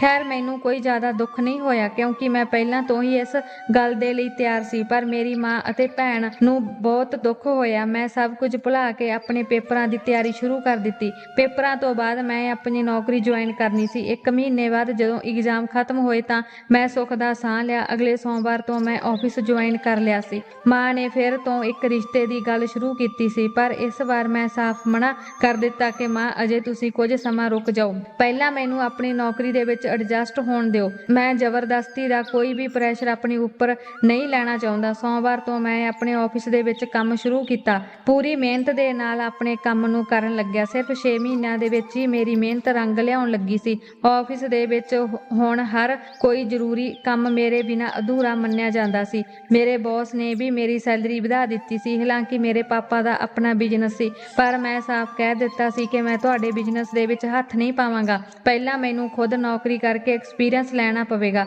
ਪਾਪਾ ਨੇ ਵੀ ਮੇਰੀ ਗੱਲ ਨੂੰ ਸਮਝਦੇ ਹੋਏ ਕੋਈ ਇਤਰਾਜ਼ ਨਹੀਂ ਕੀਤਾ। ਉਹਨਾਂ ਦਿਨਾਂ ਦੇ ਵਿੱਚ ਹੀ ਸਾਡੇ ਆਫਿਸ ਦੇ ਵਿੱਚ ਇੱਕ ਨਵੀਂ ਲੜਕੀ ਨੇ ਜੁਆਇਨ ਕੀਤਾ ਸੀ, ਜਿਸ ਦਾ ਨਾਮ ਰਾਵੀਆ ਸੀ। ਉਹ ਬਹੁਤ ਜ਼ਿਆਦਾ ਖੂਬਸੂਰਤ ਸੀ ਅਤੇ ਆਫਿਸ ਦੇ ਹਰ ਇੱਕ ਆਦਮੀ ਦੀ ਨਿਗਾਹ ਉਸ ਦੇ ਉੱਪਰ ਸੀ। ਸਾਰੇ ਉਸ ਨੂੰ ਦੇਖ ਕੇ ਠੰਡੇ ਹੌਂਕੇ ਲੈਂਦੇ ਸਨ, ਪਰ ਰਾਵੀਆ ਕਿਸੇ ਦੇ ਵੱਲ ਧਿਆਨ ਨਹੀਂ ਦਿੰਦੀ ਸੀ। ਇੱਕ ਦਿਨ ਬੌਸ ਨੇ ਮੈਨੂੰ ਕਿਹਾ, আহিਲ, ਤੁਸੀਂ ਰਾਵੀਆ ਨੂੰ ਕੰਮ ਸਿਖਾਓ। ਉਹ ਨਵੀਂ ਹੈ, ਮੇਰੇ ਦੋਸਤ ਦੀ ਬੇਟੀ ਹੈ। ਮੈਂ ਚਾਹੁੰਦਾ ਹਾਂ ਕਿ ਉਹ ਤੁਹਾਡੇ ਨਾਲ ਕੰਮ ਕਰਕੇ ਜਲਦੀ ਹੀ ਸਭ ਕੁਝ ਸਿੱਖ ਜਾਵੇ। ਇਹ ਮੇਰੇ ਲਈ ਬਹੁਤ ਚੰਗੀ ਖਬਰ ਸੀ ਕਿਉਂਕਿ ਰਾਵੀਆ ਨੂੰ ਦੇਖ ਕੇ ਮੇਰੇ ਦਿਲ ਦੀਆਂ ਧੜਕਣਾਂ ਤੇਜ਼ ਹੁੰਦੀਆਂ ਸਨ ਅਤੇ ਰਾਵੀਆ ਮੇਰੇ ਨਾਲ ਕੰਮ ਕਰਨ ਵਾਲੀ ਸੀ। ਆਫਿਸ ਦੇ ਵਿੱਚ ਇੱਕ ਉਹੀ ਲੜਕੀ ਸੀ ਜਿਸ ਨੇ ਕਦੇ ਵੀ ਮੈਨੂੰ ਮੇਰੇ ਮੋਟਾਪੇ ਦਾ ਤਾਨਾ ਨਹੀਂ ਦਿੱਤਾ ਸੀ, ਬਲਕਿ ਜਦੋਂ ਵੀ ਕੋਈ ਮੇਰਾ ਮਜ਼ਾਕ ਬਣਾਉਂਦਾ ਤਾਂ ਰਾਵੀਆ ਹਮੇਸ਼ਾ ਮੇਰਾ ਬਚਾਅ ਕਰਦੀ। ਉਹ ਮੇਰੇ ਕਾਰਨ ਸਾਰਿਆਂ ਨਾਲ ਲੜ ਪੈਂਦੀ ਸੀ। ਮੈਂ ਦਿਲ ਹੀ ਦਿਲ ਰਾਵੀਆ ਨੂੰ ਪਸੰਦ ਕਰਨ ਲੱਗਿਆ ਸੀ। ਮੇਰੇ ਲਈ ਉਸ ਦਾ ਇੰਨਾ ਲਗਾਵ ਦੇਖ ਕੇ ਮੇਰੇ ਮਨ ਦੇ ਵਿੱਚ ਇਹ ਉਮੀਦ ਜਾਗਣ ਲੱਗੀ ਸੀ ਕਿ ਸ਼ਾਇਦ ਰਾਵੀਆ ਵੀ ਮੈਨੂੰ ਪਸੰਦ ਕਰਦੀ ਹੈ। ਇਹ ਅਹਿਸਾਸ ਮੇਰੇ ਲਈ ਬਿਲਕੁਲ ਨਵਾਂ ਸੀ। ਹੁਣ ਤਾਂ ਖੁਸ਼ੀ ਦੇ ਮਾਰੇ ਮੈਂ ਹੋਰ ਵੀ ਮੋਟਾ ਹੋਣ ਲੱਗਿਆ ਸੀ, ਪਰ ਹੁਣ ਮੈਨੂੰ ਇਸ ਦੀ ਕੋਈ ਪਰਵਾਹ ਨਹੀਂ ਸੀ ਕਿਉਂਕਿ ਰਾਵੀਆ ਨੂੰ ਮੇਰੇ ਮੋਟਾਪੇ ਤੋਂ ਕੋਈ ਦਿੱਕਤ ਨਹੀਂ ਸੀ। ਇੱਕ ਦਿਨ ਮੈਂ ਰਾਵੀਆ ਨੂੰ ਮਜ਼ਾਕ ਦੇ ਵਿੱਚ ਕਿਹਾ, ਰਾਵੀਆ, ਤੁਹਾਨੂੰ ਮੇਰਾ ਮੋਟਾਪਾ ਬੁਰਾ ਨਹੀਂ ਲੱਗਦਾ? ਬਾਕੀ ਸਾਰੇ ਮੈਨੂੰ ਮੋਟਾ ਕਹਿੰਦੇ ਹਨ, ਪਰ ਤੁਸੀਂ ਕਦੇ ਕੁਝ ਨਹੀਂ ਕਹਿੰਦੇ ਕਿ ਮੈਂ ਤੁਹਾਨੂੰ ਮੋਟਾ ਨਹੀਂ ਲੱਗਦਾ। ਰਾਵੀਆ ਹੱਸਣ ਲੱਗੀ, ਕਹਿਣ ਲੱਗੀ, ਨਹੀਂ, ਬਿਲਕੁਲ ਵੀ ਨਹੀਂ, ਤੁਸੀਂ ਤਾਂ ਬਹੁਤ ਚੰਗੇ ਹੋ। ਤੁਹਾਡੇ 6 ਫੁੱਟ ਲੰਬੇ ਸਰੀਰ ਤੇ ਇਹ ਮੋਟਾਪਾ ਕੁਝ ਵੀ ਨਹੀਂ ਲੱਗਦਾ। ਉਸ ਦੀ ਇਸ ਗੱਲ ਨੇ ਮੇਰੇ ਦਿਲ ਦੇ ਵਿੱਚ ਉਮੀਦ ਦੀਆਂ ਨਵੀਆਂ ਕਿਰਨਾਂ ਜਗਾ ਦਿੱਤੀਆਂ ਸਨ। ਕੁਝ ਦਿਨਾਂ ਬਾਅਦ ਜਦੋਂ ਮੈਂ ਆਫਿਸ ਪਹੁੰਚਿਆ ਤਾਂ ਦੇਖਿਆ ਕਿ ਰਾਵੀਆ ਪਹਿਲਾਂ ਤੋਂ ਹੀ ਆਫਿਸ ਦੇ ਵਿੱਚ ਸੀ ਅਤੇ ਪੂਰੇ ਆਫਿਸ ਦੇ ਵਿੱਚ ਮਠਿਆਈ ਵੰਡ ਰਹੀ ਸੀ। ਮੈਂ ਵੀ ਆਪਣੀ ਸੀਟ ਤੇ ਜਾ ਕੇ ਬੈਠ ਗਿਆ। ਥੋੜੇ ਸਮੇਂ ਬਾਅਦ ਰਾਵੀਆ ਮੇਰੇ ਕੋਲ ਮਠਿਆਈ ਦਾ ਡੱਬਾ ਲੈ ਕੇ ਆਈ। ਕਹਿਣ ਲੱਗੀ, ਲਓ ਮਠਿਆਈ ਖਾਓ। ਮੈਂ ਰਸਗੁੱਲਾ ਚੱਕ ਕੇ ਮੂੰਹ ਦੇ ਵਿੱਚ ਪਾ ਲਿਆ। ਮੈਂ ਪੁੱਛਿਆ, ਕੀ ਗੱਲ ਹੈ? ਲੱਗਦਾ ਹੈ ਤੁਹਾਡੀ ਤਨਖਾਹ ਵੱਧ ਗਈ ਹੈ। ਉਹ ਹੱਸਦੀ ਹੋਈ ਬੋਲੀ, ਨਹੀਂ, ਸੈਲਰੀ ਨਹੀਂ ਵਧੀ, ਗੱਲ ਕੁਝ ਹੋਰ ਹੈ। ਮੇਰਾ ਰਿਸ਼ਤਾ ਪੱਕਾ ਹੋ ਗਿਆ ਹੈ ਅਤੇ ਅਗਲੇ ਸੋਮਵਾਰ ਮੇਰੀ ਮੰਗਣੀ ਹੈ। ਉਸਨੇ ਆਪਣਾ ਫੋਨ ਕੱਢ ਕੇ ਮੈਨੂੰ ਇੱਕ ਤਸਵੀਰ ਦਿਖਾਈ ਅਤੇ ਕਿਹਾ, ਦੇਖੋ, ਇਹ ਅਸਲਮ ਹੈ, ਮੇਰਾ ਹੋਣ ਵਾਲਾ ਮੰਗੇਤਰ। ਸਮਾਰਟ ਹੈ ਨਾ? ਤਸਵੀਰ ਦੇਖ ਕੇ ਮੇਰੀਆਂ ਅੱਖਾਂ ਦੇ ਅੱਗੇ ਧੁੰਦ ਜਿਹੀ ਆਉਣ ਲੱਗੀ ਸੀ। ਮੋਬਾਈਲ ਦੀ ਸਕਰੀਨ ਤੇ ਇੱਕ ਹੈਂਡਸਮ ਅਤੇ ਉੱਚੇ ਲੰਬੇ ਕੱਦ ਕਾਠ ਵਾਲਾ ਲੜਕਾ ਨਜ਼ਰ ਆ ਰਿਹਾ ਸੀ। ਮੇਰਾ ਦਿਲ ਜਿਵੇਂ ਡੁੱਬਣ ਲੱਗਿਆ ਸੀ। ਮੈਂ ਤਾਂ ਰਾਵੀਆ ਦੇ ਸੁਪਨੇ ਸਜਾਉਣ ਲੱਗਿਆ ਸੀ, ਪਰ ਹੁਣ ਸਭ ਕੁਝ ਖਤਮ ਹੋ ਚੁੱਕਿਆ ਸੀ। ਮੈਂ ਕੰਮ ਦੀ ਹੋਈ ਆਵਾਜ਼ ਦੇ ਵਿੱਚ ਕਿਹਾ, ਰਾਵੀਆ, ਮੈਂ ਤਾਂ ਤੁਹਾਨੂੰ ਪ੍ਰਪੋਜ਼ ਕਰਨ ਵਾਲਾ ਸੀ। ਰਾਵੀਆ ਨੇ ਹੈਰਾਨ ਹੋ ਕੇ ਮੇਰੇ ਵੱਲ ਦੇਖਿਆ ਅਤੇ ਜ਼ੋਰ-ਜ਼ੋਰ ਦੀ ਹੱਸਣ ਲੱਗੀ ਅਤੇ ਹੱਸਦੀ ਹੋਈ ਬੋਲੀ ਕਿ ਪਾਗਲ ਹੋ ਗਏ ਹੋ ਤੁਸੀਂ ਅਤੇ ਮੈਨੂੰ ਪ੍ਰਪੋਜ਼। ਉਹ ਇੰਨੀ ਜ਼ੋਰ ਦੀ ਹੱਸ ਰਹੀ ਸੀ ਕਿ ਉਸ ਦੀਆਂ ਅੱਖਾਂ ਦੇ ਵਿੱਚੋਂ ਹੰਝੂ ਤੱਕ ਆ ਗਏ ਸਨ। ਪੂਰੇ ਆਫਿਸ ਦੇ ਵਿੱਚ ਲੋਕ ਸਾਡੇ ਵੱਲ ਦੇਖ ਰਹੇ ਸਨ ਅਤੇ ਹੌਲੀ-ਹੌਲੀ ਮੁਸਕਰਾ ਰਹੇ ਸਨ। ਮੈਂ ਹੌਲੀ ਜਿਹੀ ਕਿਹਾ, ਰਾਵੀਆ, ਇਸ ਦੇ ਵਿੱਚ ਹੱਸਣ ਵਾਲੀ ਕੀ ਗੱਲ ਹੈ? ਰਾਵੀਆ ਨੇ ਜਿਵੇਂ ਤਿਵੇਂ ਆਪਣੀ ਹਾਸੀ ਰੋਕੀ ਅਤੇ ਕਿਹਾ, আহিਲ, ਤੁਸੀਂ ਆਪਣੇ ਆਪ ਨੂੰ ਕਦੇ ਸ਼ੀਸ਼ੇ ਦੇ ਵਿੱਚ ਦੇਖਿਆ ਹੈ? ਤੁਸੀਂ ਬਿਲਕੁਲ ਹਾਥੀ ਦੀ ਤਰ੍ਹਾਂ ਲੱਗਦੇ ਹੋ। ਤੁਹਾਡਾ ਐਡਾ ਮੋਟਾ ਸਰੀਰ ਹੈ ਅਤੇ ਮੈਂ ਤਾਂ ਇੱਕ ਪਤਲੀ ਜਿਹੀ ਲੜਕੀ ਹਾਂ, ਇੱਕਦਮ ਗੁੜੀਆ ਵਰਗੀ। ਸਾਡਾ ਜੋੜ ਕਿੱਥੋਂ ਮੇਲ ਖਾਂਦਾ ਹੈ? ਤੁਸੀਂ ਇਹ ਸੋਚ ਵੀ ਕਿਵੇਂ ਲਿਆ ਕਿ ਮੈਂ ਤੁਹਾਡੇ ਨਾਲ ਵਿਆਹ ਕਰਾਂਗੀ? ਮੇਰੇ ਦਿਲ ਤੇ ਜਿਵੇਂ ਸੱਟ ਜਿਹੀ ਲੱਗੀ ਸੀ। ਮੈਂ ਹੌਲੀ ਜਿਹੀ ਆਵਾਜ਼ ਦੇ ਵਿੱਚ ਕਿਹਾ, ਪਰ ਰਾਵੀਆ, ਤੁਸੀਂ ਕਦੇ ਮੈਨੂੰ ਮੇਰੇ ਮੋਟਾਪੇ ਦੇ ਕਾਰਨ ਕੁਝ ਨਹੀਂ ਕਿਹਾ। ਹਮੇਸ਼ਾ ਕਹਿੰਦੀ ਸੀ ਕਿ ਮੇਰਾ ਮੋਟਾਪਾ ਮੇਰੇ ਲੰਬੇ ਕੱਦ ਤੇ ਸੋਹਣਾ ਲੱਗਦਾ ਹੈ। ਇਸ ਗੱਲ ਤੇ ਰਾਵੀਆ ਥੋੜਾ ਸੀਰੀਅਸ ਹੋ ਗਈ ਅਤੇ ਬੋਲੀ, আহিਲ, ਮੈਂ ਤੁਹਾਨੂੰ ਕਦੇ ਉਸ ਨਜ਼ਰ ਦੇ ਨਾਲ ਨਹੀਂ ਦੇਖਿਆ। ਮੈਂ ਕਦੇ ਵੀ ਤੁਹਾਡੇ ਮੋਟਾਪੇ ਨੂੰ ਟਾਰਗੇਟ ਨਹੀਂ ਕੀਤਾ, ਕਿਉਂਕਿ ਮੈਂ ਤੁਹਾਡੇ ਤੋਂ ਕੰਮ ਸਿੱਖ ਰਹੀ ਸੀ। ਜੇਕਰ ਮੈਂ ਤੁਹਾਡਾ ਮਜ਼ਾਕ ਉਡਾਉਣ ਲੱਗਦੀ ਤਾਂ ਤੁਸੀਂ ਮੈਨੂੰ ਕੰਮ ਸਿਖਾਉਂਦੇ। ਇਹ ਦੁਨੀਆ ਬਹੁਤ ਮਤਲਬੀ ਹੈ আহিਲ, ਹਰ ਕੋਈ ਆਪਣਾ ਮਤਲਬ ਕੱਢਦਾ ਹੈ। ਮੈਂ ਵੀ ਸਿਰਫ ਕੰਮ ਸਿੱਖਣ ਦੇ ਲਈ ਤੁਹਾਡੀ ਤਾਰੀਫ ਕੀਤੀ ਸੀ ਅਤੇ ਤੁਸੀਂ ਇਸ ਗੱਲ ਨੂੰ ਦਿਲ ਤੇ ਲਗਾ ਲਿਆ। ਤੁਸੀਂ ਪਾਗਲ ਹੋ আহিਲ, ਮੇਰੇ ਵਰਗੀ ਲੜਕੀ ਦੇ ਨਾਲ ਵਿਆਹ ਦੇ ਸੁਪਨੇ ਦੇਖ ਰਹੇ ਹੋ। ਤੁਹਾਡੇ ਨਾਲ ਤਾਂ ਕੋਈ ਕੰਮ ਵਾਲੀ ਵੀ ਹਾਂ ਨਹੀਂ ਕਰੇਗੀ। ਰਾਵੀਆ ਦੀਆਂ ਗੱਲਾਂ ਸੁਣ ਕੇ ਇਸ ਤਰ੍ਹਾਂ ਲੱਗਿਆ ਕਿ ਜਿਵੇਂ ਮੈਂ ਜ਼ਮੀਨ ਦੇ ਵਿੱਚ ਧਸ ਗਿਆ ਹਾਂ। ਆਫਿਸ ਦੇ ਵਿੱਚ ਸਾਰੇ ਲੋਕ ਅਜੇ ਵੀ ਮੁਸਕਰਾ ਰਹੇ ਸਨ ਅਤੇ ਮੈਂ ਸ਼ਰਮਿੰਦਗੀ ਮਹਿਸੂਸ ਕਰ ਰਿਹਾ ਸੀ। ਉਸ ਦਿਨ ਮੈਂ ਜਲਦੀ ਹੀ ਆਫਿਸ ਦੇ ਵਿੱਚੋਂ ਛੁੱਟੀ ਲੈ ਕੇ ਘਰ ਆ ਗਿਆ ਅਤੇ ਜਦੋਂ ਮੈਂ ਘਰ ਪਹੁੰਚਿਆ ਤਾਂ ਦੇਖਿਆ ਕਿ ਮੇਰੇ ਕਮਰੇ ਦੇ ਵਿੱਚ ਇੱਕ ਲੜਕੀ ਸਫਾਈ ਕਰ ਰਹੀ ਸੀ। ਉਸ ਨੇ ਮੇਰਾ ਸਾਰਾ ਸਮਾਨ ਇੱਧਰ-ਉੱਧਰ ਖੰਡਾ ਰੱਖਿਆ ਸੀ। ਉਸ ਨੂੰ ਦੇਖਦੇ ਹੀ ਮੇਰੇ ਅੰਦਰ ਹੋਰ ਵੀ ਗੁੱਸਾ ਭਰ ਗਿਆ। ਮੈਂ ਗੁੱਸੇ ਦੇ ਨਾਲ ਕਿਹਾ ਕਿ ਇਹ ਕੀ ਤਮਾਸ਼ਾ ਹੈ ਮੇਰੇ ਕਮਰੇ ਦਾ? ਤੁਸੀਂ ਇਹ ਕੀ ਹਾਲ ਬਣਾ ਰੱਖਿਆ ਹੈ ਅਤੇ ਤੁਸੀਂ ਹੋ ਕੌਣ? ਮੈਂ ਤੁਹਾਨੂੰ ਪਹਿਲਾਂ ਤਾਂ ਕਦੇ ਇੱਥੇ ਨਹੀਂ ਦੇਖਿਆ। ਉਹ ਲੜਕੀ ਡਰਦੀ ਹੋਈ ਬੋਲੀ, ਸਾਹਿਬ ਜੀ, ਮੇਰੀ ਮਾਂ ਬਿਮਾਰ ਹੈ ਤਾਂ ਮੈਂ ਆਪਣੀ ਮਾਂ ਦੀ ਥਾਂ ਤੇ ਕੰਮ ਕਰਨ ਆਈ ਹਾਂ। ਜਿਵੇਂ ਹੀ ਮਾਂ ਠੀਕ ਹੋਵੇਗੀ ਤਾਂ ਉਹ ਕੰਮ ਤੇ ਵਾਪਸ ਆ ਜਾਵੇਗੀ। ਮੈਂ ਗੁੱਸੇ ਦੇ ਨਾਲ ਕਿਹਾ ਕਿ ਜੋ ਵੀ ਹੋ, ਜਲਦੀ ਦੇ ਨਾਲ ਸਫਾਈ ਕਰੋ। ਮੈਂ ਹੁਣੇ 10 ਮਿੰਟ ਦੇ ਵਿੱਚ ਆ ਰਿਹਾ ਹਾਂ, ਜ਼ਿਆਦਾ ਸਮਾਂ ਨਾ ਲਗਾਇਓ। ਮੈਂ ਕਮਰੇ ਤੋਂ ਬਾਹਰ ਚਲਾ ਗਿਆ ਅਤੇ ਇੱਕ ਕੱਪ ਆਪਣੇ ਲਈ ਚਾਹ ਮੰਗਵਾ ਲਈ। ਮੇਰਾ ਸਿਰ ਦਰਦ ਦੇ ਨਾਲ ਫਟ ਰਿਹਾ ਸੀ।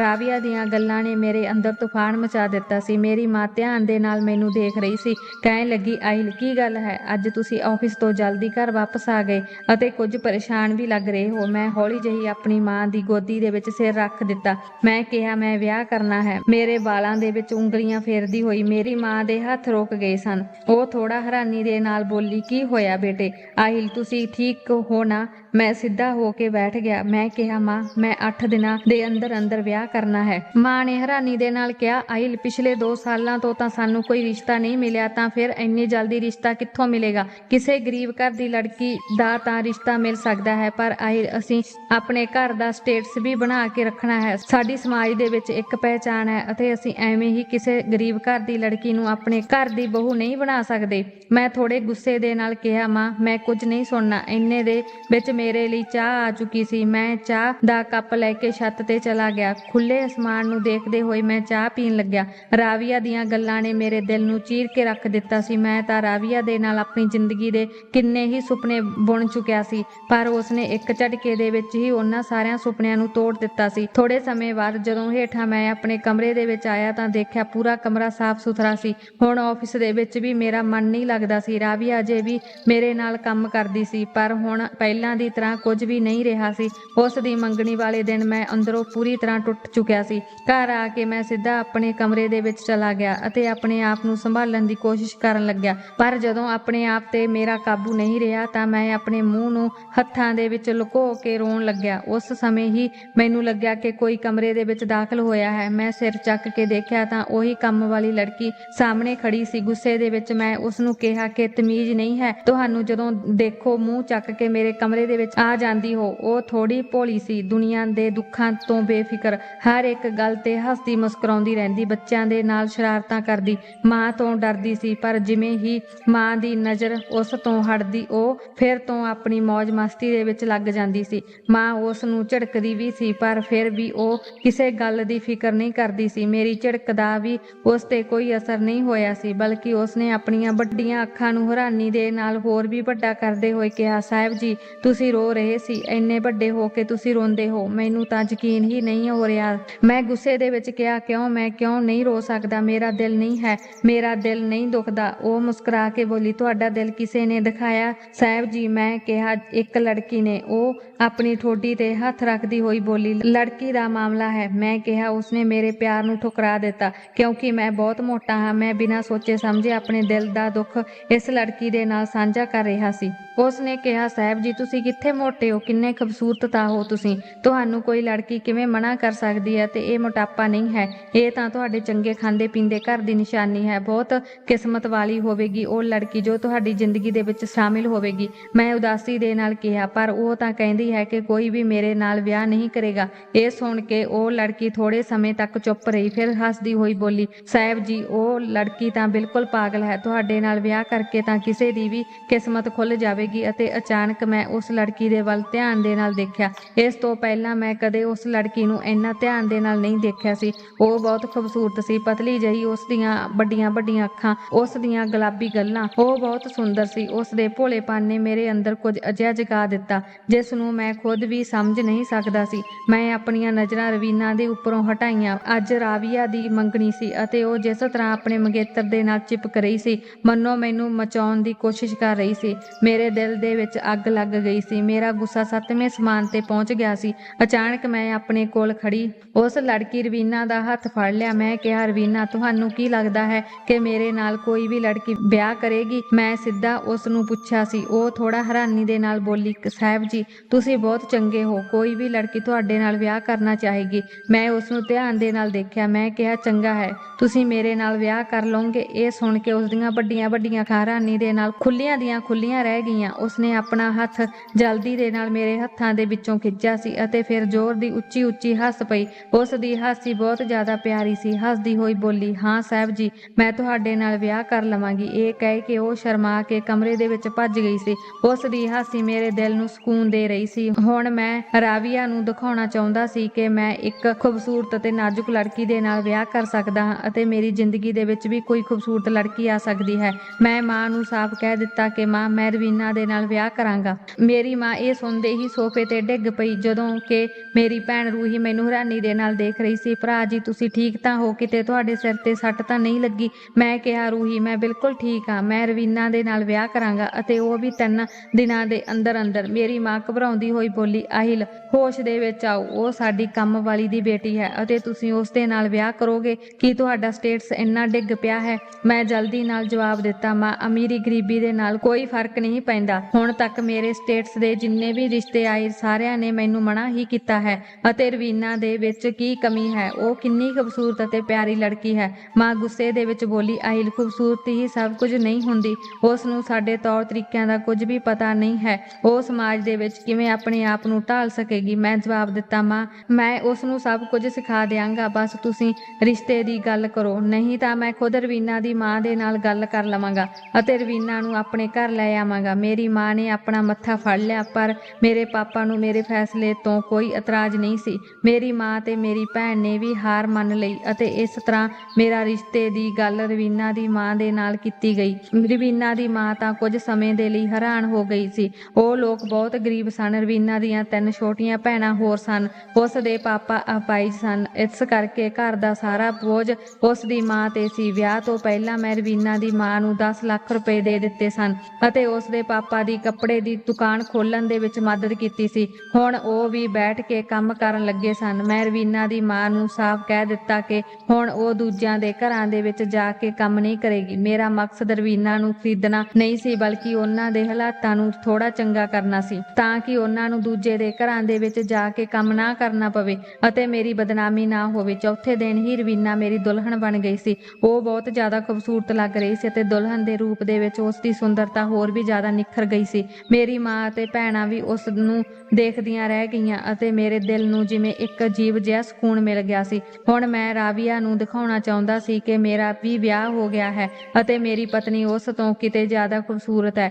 ਜਦੋਂ ਮੈਂ ਕਮਰੇ ਦੇ ਵਿੱਚ ਗਿਆ ਤਾਂ ਰਵੀਨਾ ਬੈੱਡ ਤੇ ਬੈਠੀ ਸੀ। ਮੈਂ ਉਸ ਦੇ ਸਾਹਮਣੇ ਜਾ ਕੇ ਬੈਠ ਗਿਆ ਅਤੇ ਹੌਲੀ ਜਿਹੀ ਉਸ ਦਾ ਘੁੰਡ ਚੱਕ ਦਿੱਤਾ। ਉਸ ਨੇ ਜਲਦੀ ਨਾਲ ਆਪਣੇ ਹੱਥ ਆਪਣੇ ਚਿਹਰੇ ਤੇ ਰੱਖ ਲਏ। ਮੈਂ ਉਸ ਦੇ ਹੱਥ ਹਟਾਉਂਦੇ ਹੋਏ ਕਿਹਾ ਕਿ ਕੀ ਹੋਇਆ ਰਵੀਨਾ? ਉਹ ਸ਼ਰਮਾਉਂਦੇ ਹੋਏ ਬੋਲੀ, ਮੈਨੂੰ ਸ਼ਰਮ ਆ ਰਹੀ ਹੈ, ਅਤੇ ਫਿਰ ਜਲਦੀ ਨਾਲ ਆਪਣਾ ਦੁਪੱਟਾ ਖਿੱਚ ਕੇ ਆਪਣਾ ਚਿਹਰਾ ਲੁਕੋ ਲਿਆ। ਮੈਂ ਇੱਕ ਡੂੰਘਾ ਸਾਹ ਲਿਆ ਸੀ। ਅਜੀਬ ਜਿਹੀ ਬੇਵਕੂਫ ਮਾਸੂਮ ਲੜਕੀ ਸੀ। ਮੈਂ ਕਿਹਾ ਤਾਂ ਚਲੋ ਠੀਕ ਹੈ, ਸ਼ਰਮਾਉਣਾ ਛੱਡੋ। ਦੇਖੋ, ਮੈਂ ਤੁਹਾਨੂੰ ਕਿਸੇ ਨਾਲ ਮਿਲਾਉਣਾ ਚਾਹੁੰਦਾ ਹਾਂ। ਮੈਂ ਆਪਣਾ ਮੋਬਾਈਲ ਕੱਢਿਆ ਅਤੇ ਉਸ ਦਿਨ ਉਸ ਨੂੰ ਵੀਡੀਓ ਕਾਲ ਤੇ ਕਿਸੇ ਨਾਲ ਗੱਲ ਕਰਨ ਦੀ ਗੱਲ ਕਹੀ। ਉਹ ਥੋੜੀ ਉਤਸੁਕਤਾ ਦੇ ਨਾਲ ਬੋਲੀ, ਅੱਛਾ, ਕਿਸ ਦੇ ਨਾਲ ਮਿਲਵਾਉਣਾ ਹੈ? ਮੈਂ ਕਿਹਾ, ਮੇਰੀ ਇੱਕ ਦੋਸਤ ਹੈ, ਰਾਵੀਆ। ਉਹ ਸਾਡੇ ਵਿਆਹ ਤੇ ਨਹੀਂ ਆ ਸਕੀ ਸੀ। ਮੈਂ ਵੀਡੀਓ ਕਾਲ ਤੇ ਉਸਦੇ ਨਾਲ ਗੱਲ ਕਰਾਂਗਾ। ਤੁਸੀਂ ਵੀ ਉਸ ਨੂੰ ਹਾਈ ਹੈਲੋ ਕਹਿ ਦੇਣਾ। ਮੈਂ ਰਾਵੀਆ ਨੂੰ ਕਾਲ ਕੀਤੀ। ਕੁਝ ਹੀ ਪਲਾਂ ਦੇ ਵਿੱਚ ਰਾਵੀਆ ਦਾ ਹੱਸਦਾ ਹੋਇਆ ਚਿਹਰਾ ਸਕਰੀਨ ਤੇ ਦਿਖਣ ਲੱਗਿਆ।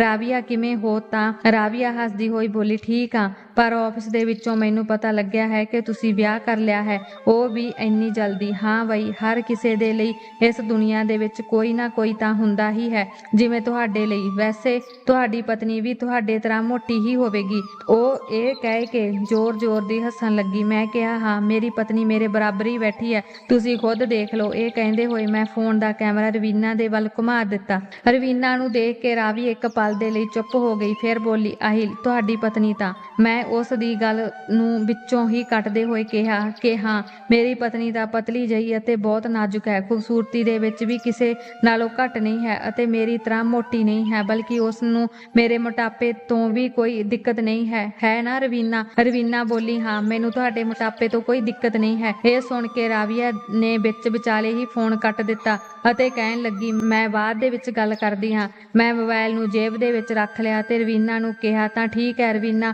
ਤੁਸੀਂ ਕੱਪੜੇ ਬਦਲ ਕੇ ਸੌਂ ਜਾਓ। ਵਿਆਹ ਦੇ ਕਾਰਨ ਮੈਂ ਵੀ ਬਹੁਤ ਥੱਕਿਆ ਹੋਇਆ ਹਾਂ, ਮੈਂ ਵੀ ਸੌਣਾ ਹੈ। ਰਵੀਨਾ ਨੇ ਹੈਰਾਨ ਹੋ ਕੇ ਮੈਨੂੰ ਦੇਖਿਆ। ਸ਼ਾਇਦ ਉਸਨੇ ਇਸ ਰਾਤ ਨੂੰ ਲੈ ਕੇ ਕਈ ਸੁਪਨੇ ਸਜਾਏ ਸਨ, ਪਰ ਮੇਰਾ ਅਜਿਹਾ ਕੋਈ ਇਰਾਦਾ ਨਹੀਂ ਸੀ। ਮੈਂ ਇਹ ਫੈਸਲਾ ਬਹੁਤ ਜਲਦਬਾਜ਼ੀ ਦੇ ਵਿੱਚ ਅਤੇ ਜਜ਼ਬਾਤੀ ਹੋ ਕੇ ਲਿਆ ਸੀ। ਮੈਂ ਰਾਵੀਆ ਨੂੰ ਮਚਾਉਣਾ ਚਾਹੁੰਦਾ ਸੀ, ਆਪਣੇ ਟੁੱਟੇ ਹੋਏ ਦਿਲ ਨੂੰ ਥੋੜਾ ਆਰਾਮ ਦੇਣਾ ਚਾਹੁੰਦਾ ਸੀ। ਨਹੀਂ ਤਾਂ ਮੈਂ ਸੱਚ ਕਹਾਂ, ਮੇਰਾ ਸਟੈਂਡਰਡ ਇੰਨਾ ਡਿੱਗਿਆ ਹੋਇਆ ਨਹੀਂ ਸੀ ਕਿ ਮੈਂ ਇੱਕ ਕੰਮ ਵਾਲੀ ਦੀ ਬੇਟੀ ਨਾਲ ਵਿਆਹ ਕਰਦਾ। ਅਜੇ ਤੱਕ ਮੈਂ ਰਵੀਨਾ ਨੂੰ ਪੂਰੀ ਤਰ੍ਹਾਂ ਆਪਣਾ ਨਹੀਂ ਮੰਨ ਸਕਿਆ ਸੀ। ਰਵੀਨਾ ਅਜੇ ਵੀ ਬਿਸਤਰੇ ਤੇ ਬੈਠੀ ਸੀ ਅਤੇ ਮੈਨੂੰ ਹੈਰਾਨੀ ਦੇ ਨਾਲ ਦੇਖ ਰਹੀ ਸੀ। ਮੈਂ ਦੁਬਾਰਾ ਕਿਹਾ, ਰਵੀਨਾ, ਕੱਪੜੇ ਬਦਲ ਲਓ ਅਤੇ ਆਰਾਮ ਦੇ ਨਾਲ ਸੌਂ ਜਾਓ, ਮੈਂ ਸਵੇਰੇ ਆਫਿਸ ਵੀ ਜਾਣਾ ਹੈ। ਉਹ ਬਿਨਾਂ ਕੁਝ ਬੋਲੇ ਬਾਥਰੂਮ ਦੇ ਵਿੱਚ ਚਲੀ ਗਈ। ਜਦੋਂ ਉਹ ਵਾਪਸ ਆਈ ਤਾਂ ਉਹ ਸਧਾਰਨ ਜਿਹੇ ਕੱਪੜਿਆਂ ਦੇ ਵਿੱਚ ਵੀ ਬਹੁਤ ਸੁੰਦਰ ਲੱਗ ਰਹੀ ਸੀ। ਮੈਂ ਜਲਦੀ ਨਾਲ ਆਪਣੀਆਂ ਨਜ਼ਰਾਂ ਦੂਜੇ ਪਾਸੇ ਕਰ ਲਈਆਂ। ਉਹ ਬਿਸਤਰੇ ਤੇ ਮੇਰੇ ਕੋਲ ਪੈਣ ਲੱਗੀ, ਪਰ ਮੈਂ ਜਲਦੀ ਨਾਲ ਪਿੱਛੇ ਹਟ ਗਿਆ। ਮੈਂ ਕਿਹਾ, ਰਵੀਨਾ, ਤੁਸੀਂ ਸੋਫੇ ਤੇ ਜਾ ਕੇ ਸੌਂ ਜਾਓ। ਰਵੀਨਾ ਨੇ ਕੁਝ ਸਮੇਂ ਤੱਕ ਨਿਰਾਸ਼ ਹੋ ਕੇ ਮੈਨੂੰ ਦੇਖਿਆ। ਉਹ ਕੁਝ ਕਹਿਣਾ ਚਾਹੁੰਦੀ ਸੀ ਪਰ ਕਹਿ ਨਹੀਂ ਸਕਦੀ ਸੀ ਅਤੇ ਫਿਰ ਚੁੱਪਚਾਪ ਆਪਣਾ ਸਿਰਹਾਣਾ ਚੱਕ ਕੇ ਸੋਫੇ ਤੇ ਜਾ ਕੇ ਸੌਂ ਗਈ। ਅਗਲੇ ਦਿਨ ਸਾਰੇ ਸਰੀਕੇ ਵਾਲਿਆਂ ਨੂੰ ਖਾਣੇ ਤੇ ਬੁਲਾਉਣ ਦੀ ਤਿਆਰੀ ਚੱਲ ਰਹੀ ਸੀ। ਹਾਲਾਂਕਿ ਮੈਂ ਮਾਂ ਨੂੰ ਕਿਹਾ ਸੀ ਕਿ ਇਸ ਦੀ ਕੋਈ ਜ਼ਰੂਰਤ ਨਹੀਂ ਹੈ, ਕਿਉਂਕਿ ਅਸੀਂ ਸਾਦਗੀ ਦੇ ਨਾਲ ਵਿਆਹ ਕੀਤਾ ਹੈ, ਪਰ ਮੇਰੀ ਮਾਂ ਮੰਨਣ ਦੇ ਲਈ ਤਿਆਰ ਨਹੀਂ ਸੀ। ਕਹਿਣ ਲੱਗੀ, ਵਿਆਹ ਸਾਦਗੀ ਦੇ ਨਾਲ ਹੋ ਗਿਆ, ਕੋਈ ਗੱਲ ਨਹੀਂ, ਪਰ ਮੈਂ ਸਾਰਿਆਂ ਨੂੰ ਖਾਣੇ ਤੇ ਆਪਣੇ ਘਰ ਜ਼ਰੂਰ ਬੁਲਾਵਾਂਗੀ ਅਤੇ ਸਾਰਿਆਂ ਨੂੰ ਆਪਣੀ ਬਹੂ ਦੇ ਨਾਲ ਮਿਲਾਵਾਂਗੀ। ਇਹ ਕਹਿ ਕੇ ਉਹਨਾਂ ਨੇ ਰਵੀਨਾ ਦਾ ਹੱਥ ਫੜ ਲਿਆ। ਵਿਆਹ ਤੋਂ ਪਹਿਲਾਂ ਮਾਂ ਰਵੀਨਾ ਦੇ ਖਿਲਾਫ ਸੀ, ਕਿਉਂਕਿ ਉਹ ਕੰਮ ਵਾਲੀ ਦੀ ਬੇਟੀ ਸੀ, ਪਰ ਰਵੀਨਾ ਦੀ ਖੂਬਸੂਰਤੀ ਨੇ ਉਹਨਾਂ ਦਾ ਵੀ ਦਿਲ ਜਿੱਤ ਲਿਆ ਸੀ ਅਤੇ ਹੁਣ ਉਹ ਸ਼ਾਨ ਦੇ ਨਾਲ ਉਸ ਨੂੰ ਸਾਰਿਆਂ ਦੇ ਨਾਲ ਮਿਲਵਾਉਣਾ ਚਾਹੁੰਦੀ ਸੀ। ਪਰ ਮੈਂ ਇਹ ਨਹੀਂ ਚਾਹੁੰਦਾ ਸੀ, ਕਿਉਂਕਿ ਰਵੀਨਾ ਇੱਕ ਸਿੱਧੀ ਸਾਦੀ ਬੇਵਕੂਫ ਅਤੇ ਘਰੇਲੂ ਟਾਈਪ ਦੀ ਲੜਕੀ ਸੀ ਅਤੇ ਮੈਨੂੰ ਡਰ ਸੀ ਕਿ ਕਿਤੇ ਉਹ ਕੋਈ ਅਜਿਹੀ ਗਲਤੀ ਨਾ ਕਰ ਬੈਠੇ ਜਿਸ ਦੇ ਨਾਲ ਸਾਡੀ ਇੱਜ਼ਤ ਚਲੀ ਜਾਵੇ। ਪਰ ਮੇਰੀ ਮਾਂ ਨਹੀਂ ਮੰਨੀ ਅਤੇ ਖਾਣੇ ਦੀਆਂ ਤਿਆਰੀਆਂ ਸ਼ੁਰੂ ਹੋ ਗਈਆਂ। ਮੇਰੀ ਮਾਂ ਦੇ ਕਹਿਣ ਤੇ ਮੈਂ ਆਪਣੇ ਸਾਰੇ ਆਫਿਸ ਦੇ ਦੋਸਤਾਂ ਨੂੰ ਖਾਣੇ ਤੇ ਬੁਲਾਇਆ ਸੀ, ਜਿਸ ਦੇ ਵਿੱਚ ਰਾਵੀਆ ਵੀ ਸ਼ਾਮਲ ਸੀ। ਮੈਂ ਰਵੀਨਾ ਨੂੰ ਪਹਿਲਾਂ ਹੀ ਸਮਝਾ ਦਿੱਤਾ ਸੀ ਕਿ ਤੁਸੀਂ ਜ਼ਿਆਦਾ ਕੁਝ ਨਾ ਬੋਲਿਓ, ਬਸ ਮੁਸਕਰਾ ਕੇ ਸਾਰਿਆਂ ਦਾ ਸਵਾਗਤ ਕਰਿਓ। ਰਵੀਨਾ ਨੇ ਮੇਰੀ ਗੱਲ ਸਮਝ ਲਈ ਸੀ ਅਤੇ ਉਹ ਸਾਰਿਆਂ ਦਾ ਹੱਸਦੇ ਹੋਏ ਸਵਾਗਤ ਕਰ ਰਹੀ ਸੀ। ਹਰ ਕੋਈ ਉਸ ਦੀ ਤਾਰੀਫ ਕਰ ਰਿਹਾ ਸੀ। ਰਾਵੀਆ ਆਪਣੇ ਪਤੀ ਦੇ ਨਾਲ ਆਈ ਸੀ, ਪਰ ਉਸ ਦਾ ਪਤੀ ਬਾਰ-ਬਾਰ ਰਵੀਨਾ ਨੂੰ ਦੇਖ ਰਿਹਾ ਸੀ। ਉਸਨੇ ਕਿਹਾ, আহিਲ, ਤੁਹਾਡੀ ਪਤਨੀ ਤਾਂ ਬਹੁਤ ਹੀ ਖੂਬਸੂਰਤ ਹੈ, ਤੁਸੀਂ ਬਹੁਤ ਲੱਕੀ ਹੋ ਜੋ ਤੁਹਾਨੂੰ ਐਡੀ ਪਿਆਰੀ ਪਤਨੀ ਮਿਲੀ। ਮੈਂ ਇਹ ਸੁਣ ਕੇ ਇੱਕ ਨਿਗਾਹ ਰਾਵੀਆ ਦੇ ਵੱਲ ਮਾਰੀ, ਜੋ ਮੇਰੀ ਪਤਨੀ ਦੀ ਤਾਰੀਫ ਸੁਣ ਕੇ ਮੱਚ ਗਈ ਸੀ। ਸਾਡੇ ਵਿਆਹ ਨੂੰ 8 ਦਿਨ ਹੋ ਚੁੱਕੇ ਸਨ, ਪਰ ਅਜੇ ਤੱਕ ਮੈਂ ਰਵੀਨਾ ਦੇ ਨੇੜੇ ਨਹੀਂ ਗਿਆ ਸੀ। ਇੱਕ ਦਿਨ ਮੈਂ ਟੀਚਰ ਨੂੰ ਘਰ ਬੁਲਾਇਆ ਅਤੇ ਰਵੀਨਾ ਨੂੰ ਕਿਹਾ ਕਿ ਇਹ ਤੁਹਾਡੀ ਟੀਚਰ ਹੈ, ਇਹ ਤੁਹਾਨੂੰ ਇੰਗਲਿਸ਼ ਪੜ੍ਹਨਾ, ਲਿਖਣਾ ਅਤੇ ਬੋਲਣਾ ਸਿਖਾਵੇਗੀ, ਨਾਲ ਹੀ ਸਾਡੀ ਸੁਸਾਇਟੀ ਦੇ ਤੌਰ ਤੇ ਤਰੀਕੇ ਵੀ ਸਿਖਾਵੇਗੀ। ਰਵੀਨਾ ਹੈਰਾਨੀ ਦੇ ਨਾਲ ਬੋਲੀ, ਮੈਂ ਇਸ ਉਮਰ ਦੇ ਵਿੱਚ ਪੜ੍ਹਾਈ ਕਰਦੀ ਚੰਗੀ ਲੱਗਾਂਗੀ? ਮੈਂ ਹਲਕੇ ਜਿਹੇ ਮੁਸਕਰਾਉਂਦੇ ਹੋਏ ਕਿਹਾ, ਕਿਉਂ ਬੁੱਢੀ ਹੋ ਗਈ ਹੈ ਕਿ ਜੋ ਕਿਹਾ ਹੈ ਉਹ ਕਰੋ? ਹੁਣ ਉਹ ਟੀਚਰ ਘਰ ਦੇ ਵਿੱਚ ਰੋਜ਼ ਰੋਜ਼ ਆਉਣ ਲੱਗੀ ਸੀ। ਰਵੀਨਾ ਨੂੰ ਹਿੰਦੀ ਤਾਂ ਆਉਂਦੀ ਸੀ ਪਰ ਇੰਗਲਿਸ਼ ਦੇ ਵਿੱਚੋਂ ਕਮਜ਼ੋਰ ਸੀ। ਹੁਣ ਉਹ ਇੰਗਲਿਸ਼ ਅਤੇ ਸਾਡੀ ਸੁਸਾਇਟੀ ਦੇ ਤੌਰ ਤਰੀਕੇ ਸਿੱਖਣ ਲੱਗੀ ਸੀ। ਰਾਵੀਆ ਦੀ ਬੇਇੱਜ਼ਤੀ ਦੇ ਕਾਰਨ ਮੇਰਾ ਦਿਲ ਅਜੇ ਵੀ ਦੁਖੀ ਸੀ। ਪਰ ਰਵੀਨਾ ਦੇ ਨਾਲ ਵਿਆਹ ਕਰਕੇ ਅਤੇ ਰਾਵੀਆ ਨੂੰ ਮਚਾ ਕੇ ਮੈਨੂੰ ਥੋੜਾ ਸਕੂਨ ਮਿਲਿਆ ਸੀ, ਪਰ ਫਿਰ ਵੀ ਮੇਰੇ ਦਿਲ ਦੇ ਵਿੱਚ ਬਦਲੇ ਦੀ ਅੱਗ ਬਾਕੀ ਸੀ। ਮੈਂ ਚਾਹੁੰਦਾ ਸੀ ਕਿ ਮੈਂ ਰਾਵੀਆ ਨੂੰ ਹੋਰ ਵੀ ਨੀਚਾ ਦਿਖਾਵਾਂ। ਬਸ ਇਸ ਕਰਕੇ ਮੈਂ ਜਿਮ ਜੁਆਇਨ ਕਰ ਲਈ। ਜਿਮ ਤਾਂ ਮੈਂ ਪਹਿਲਾਂ ਹੀ ਜੁਆਇਨ ਕੀਤੀ ਸੀ ਪਰ ਮੈਂ ਕਦੇ ਰੈਗੂਲਰ ਜਿਮ ਨਹੀਂ ਜਾਂਦਾ ਸੀ। ਹੁਣ ਮੈਂ ਰੋਜ਼ ਸਵੇਰੇ ਜਿਮ ਜਾਂਦਾ ਅਤੇ ਬਹੁਤ ਮਿਹਨਤ ਕਰਦਾ। 5 ਮਹੀਨਿਆਂ ਦੇ ਵਿੱਚ ਹੀ ਮੈਨੂੰ ਫਰਕ ਦਿਖਣ ਲੱਗਿਆ ਸੀ। ਮੇਰੇ ਸਾਰੇ ਕੱਪੜੇ ਲੂਜ਼ ਹੋ ਗਏ ਸਨ ਅਤੇ ਮੇਰੇ ਮਸਲ ਵੀ ਬਣਨ ਲੱਗੇ ਸਨ। ਮੇਰੀ ਸਾਰੀ ਚਰਬੀ ਪਿੰਗਲਣ ਲੱਗੀ ਸੀ। ਹੁਣ ਤਾਂ ਮੈਂ ਰਾਵੀਆ ਦੇ ਪਤੀ ਅਸਲਮ ਤੋਂ ਵੀ ਜ਼ਿਆਦਾ ਹੈਂਡਸਮ ਲੱਗਣ ਲੱਗ ਗਿਆ ਸੀ। ਮੇਰੀ ਪਰਸਨੈਲਿਟੀ ਅਜਿਹੀ ਹੋ ਗਈ ਸੀ ਕਿ ਲੜਕੀਆਂ ਮੈਨੂੰ ਦੇਖ ਕੇ ਦਿਲ ਫੜ ਲੈਂਦੀਆਂ। ਇੱਕ ਦਿਨ ਰਾਵੀਆ ਮੇਰੇ ਕੋਲ ਆਈ ਅਤੇ ਕਹਿਣ ਲੱਗੀ, ਅੱਜ ਕੱਲ ਤੁਸੀਂ ਕੀ ਗੱਲ ਹੈ আহিਲ, ਅੱਜ ਕੱਲ ਤੁਸੀਂ ਜ਼ਿਆਦਾ ਹੀ ਹੈਂਡਸਮ ਹੁੰਦੇ ਜਾ ਰਹੇ ਹੋ। ਮੈਂ ਮੁਸਕਰਾਉਂਦੇ ਹੋਏ ਕਿਹਾ, ਹਾਂ ਬਈ, ਇੰਨੀ ਖੂਬਸੂਰਤ ਪਤਨੀ ਮਿਲੀ ਹੈ, ਉਸਦੇ ਹੀ ਪਿਆਰ ਦਾ ਅਸਰ ਹੈ।